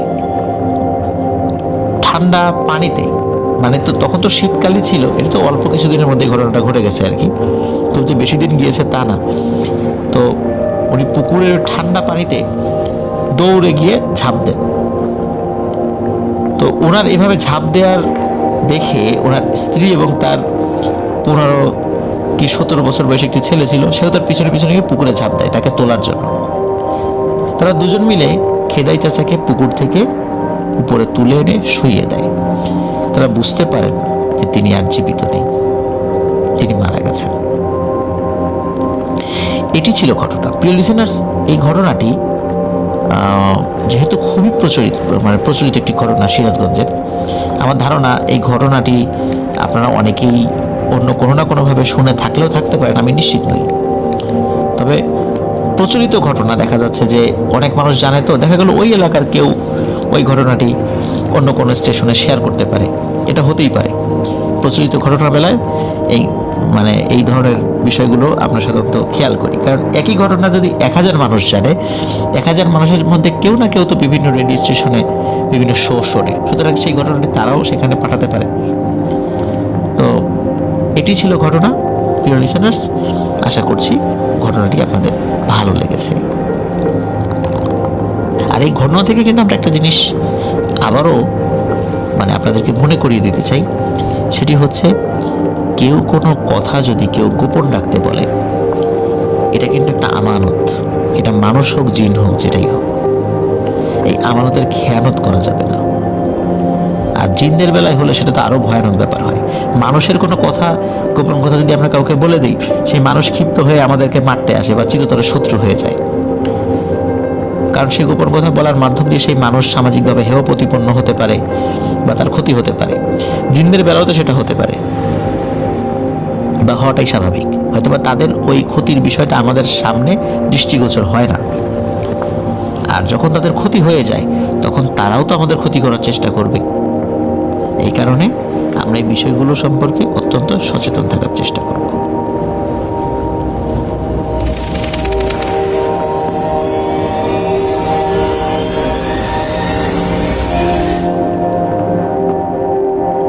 প্রিয় লিসেনার্স, আমরা চলে এসেছি আমাদের এবারের এপিসোডের শেষ ঘটনায়।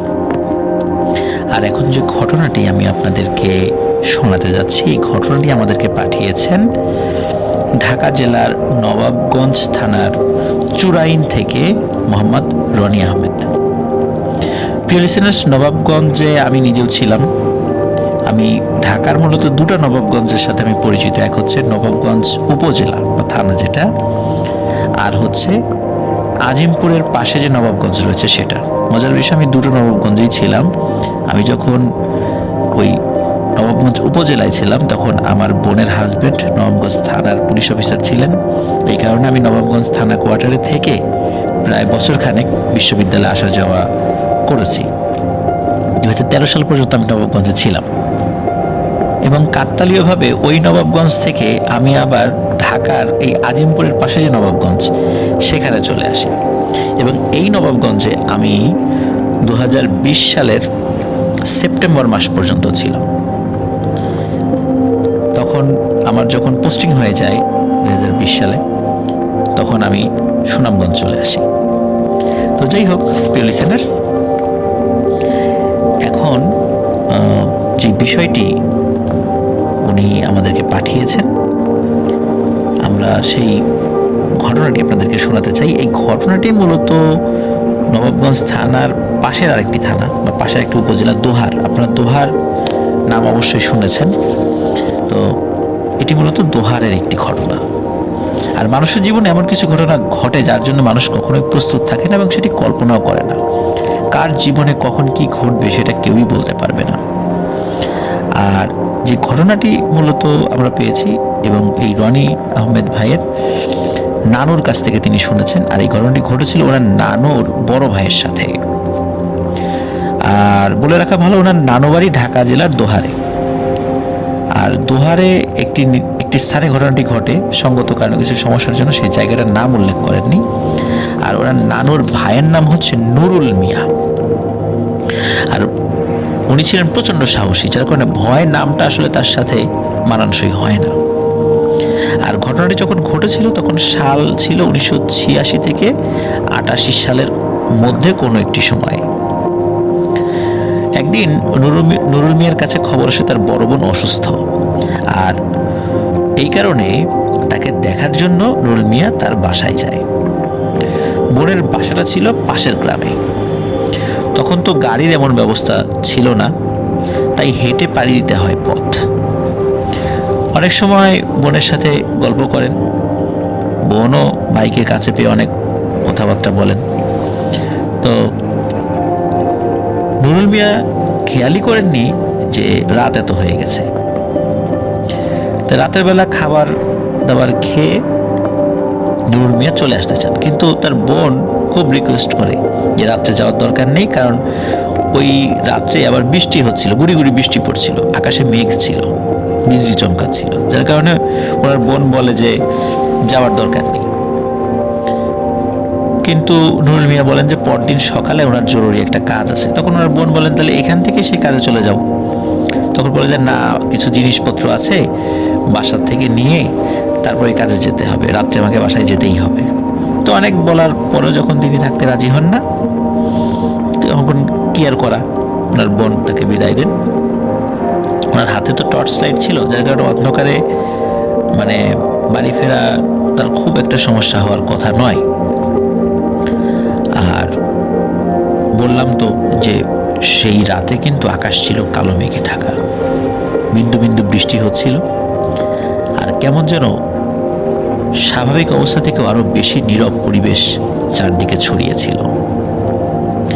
সেই রাতে আকাশের রূপ ছিল ঘন অন্ধকার, মাঝে মাঝে মৃদু বাতাসে এই শান্ত পরিবেশ আরো ভয়ানক সৃষ্টি করছিল কোনো একটা মানুষের জন্য, যে পরিবেশটা ভয় পাইয়ে দেওয়ার জন্য যথেষ্ট।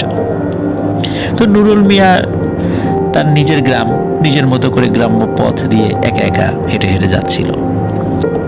নুরুল মিয়া এই পরিবেশের সাথে খুব সুন্দরভাবে মিশে গিয়েছিল, কিন্তু তিনি কল্পনাতেও ভাবেননি তার সামনে কি অপেক্ষা করছিল। অনেক পথ হাঁটার পর নুরুল মিয়া যখন তার বাড়ির কাছাকাছি চলে আসে, মানে হয়তো আর 5-7 মিনিট আছে আর কি পায়ে হাঁটা পথ, একটি জায়গায় চলে আসে, তার নাম হচ্ছে তালতলা। এই জায়গাটাতে আসে আর কি। জায়গাটা সম্পর্কে অনেক বদনাম তিনি গ্রামের মাঝ থেকে মানুষের কাছ থেকে শুনেছেন এবং নিজেও কিছু কিছু বিষয় তিনি দেখেছেন। যেমন ওখান দিয়ে রাতের বেলা যাওয়া আসা করার সময় তিনি দেখেছেন, একবার দেখেন যে একটা নতুন বউ লাল শাড়ি পরা রাস্তার পাশে বসে কান্নাকাটি করছে। তো উনি কিন্তু বুঝতে পেরেছিলেন যে এটা স্বাভাবিক কিছু না, এই কারণে সে কিন্তু চলে গিয়েছে, মানে হেঁটে চলে গিয়েছে। আবার কখনো দেখেছে যে একজন বৃদ্ধা মহিলা লাঠি নিয়ে আস্তে আস্তে হেঁটে হেঁটে তার সামনে দিয়ে যাচ্ছে। তিনিও বুঝতে পেরেছিলেন যে এত রাত্রে নিশ্চয়ই কোনো বৃদ্ধা মহিলা হেঁটে যাওয়ার কথা নয়, এবং তিনি হাঁটছেন। উনি দেখতে পাচ্ছেন যে বৃদ্ধা মহিলা আস্তে আস্তে হাঁটছে, কিন্তু তিনি জোরে হেঁটেও বৃদ্ধা মহিলাকে তিনি ক্রস করে যেতে পারছেন না। তার মানে কি বোঝা যায়? তার মানে বোঝা যায় হচ্ছে এটি স্বাভাবিক কোনো মানুষ নয়। আবার তিনি কখনো হেঁটে আসার সময় ঘোড়া দেখেছেন, বড় আকৃতির ঘোড়া। আবার কখনো কিছুই দেখেননি, ওদিক দিয়ে হেঁটে আসার সময় ঝোপঝাড়ের মধ্যে থেকে কান্নার আওয়াজ তিনি শুনেছেন।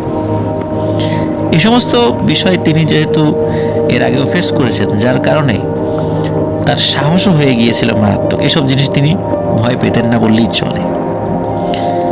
ওদিকে রাত হয়ে গেছে আনুমানিক 11টারও বেশি। এদিকে হালকা বৃষ্টি হচ্ছিল। নুরুল মিয়া তালতলার ওইখান দিয়ে বাড়ির দিকে যাচ্ছেন। এমন সময় নুরুল মিয়া খেয়াল করেন তাল গাছের সামনে একটা সাদা পাঞ্জাবি পরা একজন মানুষ, বেশ অনেক লম্বা, তিনি দাঁড়িয়ে আছেন। নুরুল মিয়া যখন ওই তাল গাছগুলো পার করে সামনের দিকে যাবে, তার আগে ওই পাঞ্জাবি পরা লোকটি হাঁটা শুরু করলো। নুরুল মিয়া এইসব কিছু সাধারণভাবে নিয়েছিল। একটু সামনে যেতেই সাদা পাঞ্জাবি পরা লোকটি রাস্তায় সমান্তরালভাবে, মানে আড়াআড়িভাবে শুয়ে পড়ে। লোকটা এতটাই লম্বা ছিল যে সম্পূর্ণ রাস্তা তার শরীর দিয়ে আটকে রাখে। রাস্তার সামনে যেতে হলে তার উপর দিয়ে যেতে হবে, অথবা রাস্তা থেকে নেমে মাঠের মধ্যে দিয়ে ঘুরে তাকে ক্রস করে উপরে আবার উঠতে হবে। কিন্তু নুরুল মিয়া কিন্তু তখনও বুঝে নাই যে তার সাথে আসলে কি হতে চলছে। সে ভাবলো লোকটা হয়তো অসুস্থতায় হাঁটতে হাঁটতে ক্লান্ত হয়ে গেছে, তার রাস্তায় পড়ে গেছে। সে সামনে গেল এবং বলল, ভাই আপনার কি কিছু হয়েছে? ও ভাই, আপনার শরীর ঠিক আছে তো? ও ভাই ওঠেন ওঠেন, শুয়ে পড়লেন কেন? এই কথা বলতে বলতে নুরুল মিয়া সেই লোকটির একদম কাছাকাছি চলে যায়, কিন্তু অপর প্রান্ত থেকে, মানে ওই লোকটার কাছ থেকে কিন্তু কোনো জবাব আসে না। কিন্তু হঠাৎ করে ভয়ানক গড়গড় শব্দ ভেসে আসে। এখান থেকে মূলত সেই ভয়ানক ঘটনাটা শুরু। নুরুল মিয়া উনি যে ভাষায় বলেছেন, ভাষাটা এমন যে আমি যখন ওই লোকটার কাছে যাই, সামনে যেতেই লোকটা আমার হাতে থাকা টর্চ লাইটটা, মানে ওই লোকটার কাছে যখন যাই তখন আমার হাতে থাকা টর্চ লাইটটা আপনা আপনি বন্ধ হয়ে যায়, আর তীব্র মাংস পচা গন্ধে চারপাশ ভারী হয়ে ওঠে। একটু আগে কিন্তু এরকম গন্ধ আমি পাচ্ছিলাম না। মৃদু বাতাস, হালকা বৃষ্টি, আর চারিদিকে এমন শুনশান নীরবতা, এটা জানান দিচ্ছে যে আজ আমার সাথে খারাপ কিছু হতে যাচ্ছে। মনের ভিতর হৃৎপিণ্ডে এক অজানা ভয় লাগা শুরু হয়েছে তখন। কিন্তু মনে মনে ভাবলাম, ভয় পেলে তো এখানেই মরে যেতে হবে, আমাকে মেরে ফেলবে, তাহলে আমাকে সাহস সঞ্চয় করতে হবে। শরীরের সমস্ত সাহস নিয়ে বলে উঠলাম, আপনি আমার রাস্তা ছাড়ুন, আমাকে যেতে দিন। এই কথা বলার পর যা হলো সেটা আমি কোনোদিনও ভুলব না। ওই পাঞ্জাবি পরা লোকটি হাসতে হাসতে লম্বা আকৃতির এক পিশাচের ন্যায় শয়তানে পরিণত হলো। দানবীয় পিশাচ আকৃতির অবয়বটি হাসতে হাসতে বিকট কণ্ঠে বলতে লাগলো, আজ তোকে কে বাঁচাবে রে? এর আগে তো অনেকবার বেঁচে গেছিস, কিন্তু আজকে তোকে কে বাঁচাবে? আজকে তো তোকে পেয়ে গেছি রে মৌকা মতো। আজ আমার হাতে তোর জানটা যাবে, তুই মরবি রে, তুই মরবি। এই কথা বলতে বলতে দানব আকৃতির পিশাচটি ভয়ানক হাসি দিয়ে আমার সামনে ধীরে ধীরে গড়গড় শব্দ করতে করতে এগিয়ে আসছিল। ভয়ে আমার চোখ বন্ধ হয়ে আসছিল, আমার হাত পা কাজ করছিল না। বাঁচার জন্য দৌড়ানোর চেষ্টা করলাম, কিন্তু সেই চেষ্টা ব্যর্থ হলো। কারণ নিজেকে একই জায়গায় আবিষ্কার করলাম, কারণ আমার পা চলছে না, হাত চলছে না, গলা শুকিয়ে গেছে, আওয়াজ হচ্ছে না, ভয়ে দোয়াও পড়তে পারছি না। শরীর কাঠের ন্যায় শক্ত বস্তুতে পরিণত হয়েছে, মনে হচ্ছে আমি স্ট্যাচু হয়ে গেছি। পিশাচরূপী অবয়বটির কুৎসিত হাসি আমার কলিজা পর্যন্ত পৌঁছিয়ে গেছে। কিছুতেই কমছে না আর থামছেও না তার ভয়ানক হাসি। সে হঠাৎ আবারও ভারী কণ্ঠে বলতে লাগলো, তুই মরবি। তখন মনে হচ্ছিল এই রাতটা হয়তো আমার জীবনের শেষ রাত। আমি কান্নাকাটি শুরু করে দিলাম ভয়ে, আর আমার কান্নার বিপরীতে ছিল পিশাচের কুৎসিত হাসি। নিজের জীবনটা তখন অনেক দামি মনে হচ্ছিল। কাঁপা কাঁপা কণ্ঠে মৃদু সুরে ভীত হয়ে ওই পিশাচকে বললাম, আমাকে ছেড়ে দেন, আমি আপনার কি ক্ষতি করেছি? অবয়বটি কোনো আওয়াজ করে না। হাসতে হাসতে আবারও আওয়াজ করে না বলতে আমার কথার উত্তরই সে দিল না। সে আবারও হাসতে হাসতে হঠাৎ করে এসে আমাকে জড়িয়ে ধরল। মনে হচ্ছিল হৃৎপিণ্ডটির ভিতর থেকে বের হয়ে আসবে আমার।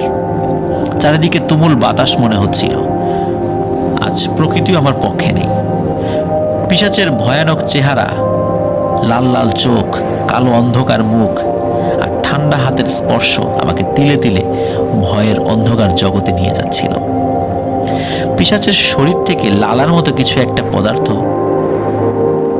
বের হয়ে আসছিল।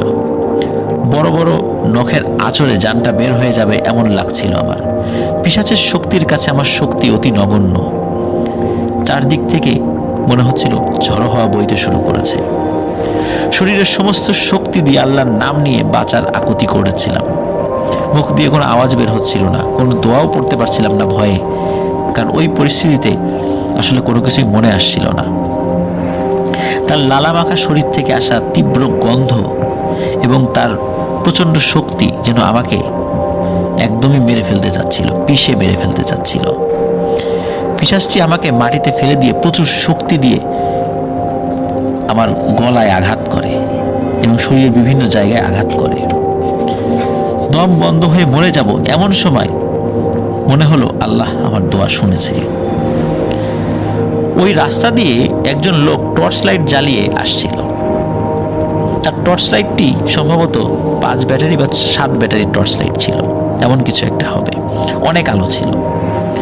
ওই অবয়বটি গড় গড় আওয়াজ করতে করতে আমাকে ছেড়ে দিল। তখন বুকের উপর ভারী চাপটাও সরে গেল। আমি রাস্তার উপর হাত পা নেতিয়ে শুয়েছিলাম, কারণ আমার কথা বলার বা দাঁড়ানোর বা কোনো নড়াচড়া করার শক্তি ছিল না। শুধু কানে ভেসে আসলো কিছু কথা, যা এমন ছিল। রাগান্বিত কণ্ঠে সেই পিশাচ বলছে, আজকেও তুই বেঁচে গেলি রে, আজকেও বেঁচে গেলি, মারতে পারলাম না তোকে। এই কথা বলে অবয়বটি বাতাসের সঙ্গে মিলে গেল। তারপর আমার কিছু মনে নেই। আর এভাবেই উনি নানুর কাছে বলেছিলেন আর কি। আর ওই যে লোকটা আসছিল, প্রিয় লিসেনার্স, ওই টর্চ লাইট জ্বালিয়ে, ওই লোকটি যাওয়ার সময় নুরুল মিয়াকে রাস্তা অজ্ঞান অবস্থায় পায়। সে আবার নুরুল মিয়াকে চিনত। সেও প্রথমে মনে করেছিল যে এই নুরুল মিয়ার রূপ ধরে কেউ এখানে শুয়ে আছে কিনা। সেও কিন্তু ভয় পেয়েছিল, কিন্তু সে পরবর্তীতে বুঝতে পারে যে না, এটা আসলে নুরুল মিয়াই। পরবর্তীতে সে দ্রুত তাকে উঠিয়ে নুরুল মিয়ার বাসায় নিয়ে আসে। সেই রাত থেকে নুরুল মিয়ার প্রচণ্ড জ্বর, যদিও বা আস্তে আস্তে তিনি সুস্থ হয়ে যান। আর সুস্থ হয়ে যাওয়ার কিছুদিন পর থেকে শুরু হয় নতুন আরও একটি ঘটনা। সে যখন রাতে একা একা বের হতো, তখন সে দেখতে পেত যে কাফন পরিহিত লাশ আকাশে ভাসছে বা তার চারদিক দিয়ে ভেসে আসছে। আবার এমন মনে হয় যে রাস্তার উপর একটা খাটিয়া রাখা আছে, সেই খাটিয়ার উপর একটি লাশ শুয়ে আছে। এরকম ভয়ানক দৃশ্য তিনি দেখতে পেতেন। আবার কিছুক্ষণ পর সেটি একাই হাওয়ায় মিলিয়ে যেত। স্বপ্নের মধ্যেও সেই ভয়াল কাফন পরিহিত লাশ তার সামনে আসতো। যাই হোক, নানা কবিরাজের মাধ্যমে, নানা রিচুয়ালের মাধ্যমে, অনেক কষ্টে তিনি এই অবস্থা থেকে আল্লাহর অশেষ রহমতে মুক্তি পান। তিনি কিভাবে এই অবস্থা থেকে বের হয়ে এসেছিলেন, রনি আহমেদ ভাই তিনি আমাদেরকে পরবর্তীতে লিখবেন বলে জানিয়েছেন। তো অসংখ্য ধন্যবাদ রনি আহমেদ ভাই, আপনার পাঠানো চমৎকার একটি ঘটনা আমরা পড়লাম। সত্যি অনেক ভয়ানক একটি ঘটনা। যদিও এই ঘটনার বেশ কিছু বিষয় অনেক অন্যান্য ঘটনার সাথে সিমিলারিটিস রয়েছে। কারণ হলো যে ভয়ের ঘটনা কিন্তু আসলে একটার সাথে আরেকটা মিল হয়, এটাই স্বাভাবিক। সম্পূর্ণ ইউনিক ঘটনা পাওয়া খুব কঠিন। আর আমাদের বাংলাদেশের প্রেক্ষাপটে যে ভৌতিক ঘটনাগুলো হয় সেটি অধিকাংশ ক্ষেত্রেই একটার সাথে আরেকটার মিল পাওয়া যায়। আমরা এই টাইপের ঘটনা যদিও এর আগে বলেছি, কিন্তু খুঁজলে এরকম আরও ঘটনা আমরা পাবো, এরকম ভয়ানক ঘটনা। আমরা সত্যি এরকম ভয়ানক ঘটনা চাই, আর সত্য ঘটনা চাই। থাক সিমিলারিটিস থাক, কিন্তু আমরা সত্য ঘটনা চাই। আমরা বইয়ের কোনো সাহিত্য বা সাহিত্য মর্যাদার কোনো বই থেকে কপি করে আমাদেরকে সত্য বলে ঘটনা শোনাবে, আর আমরা সেটা শুনে রোমাঞ্চিত হব, শিহরিত হব।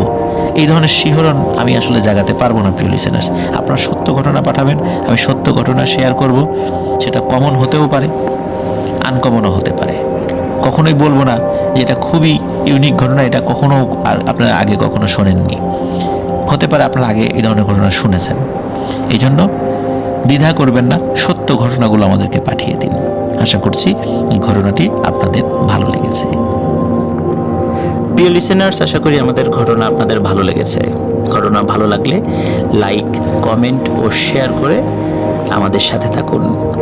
পরবর্তী ঘটনা শোনার আমন্ত্রণ জানিয়ে আজকের মতো এখানে বিদায় নিচ্ছি। আসসালামু আলাইকুম।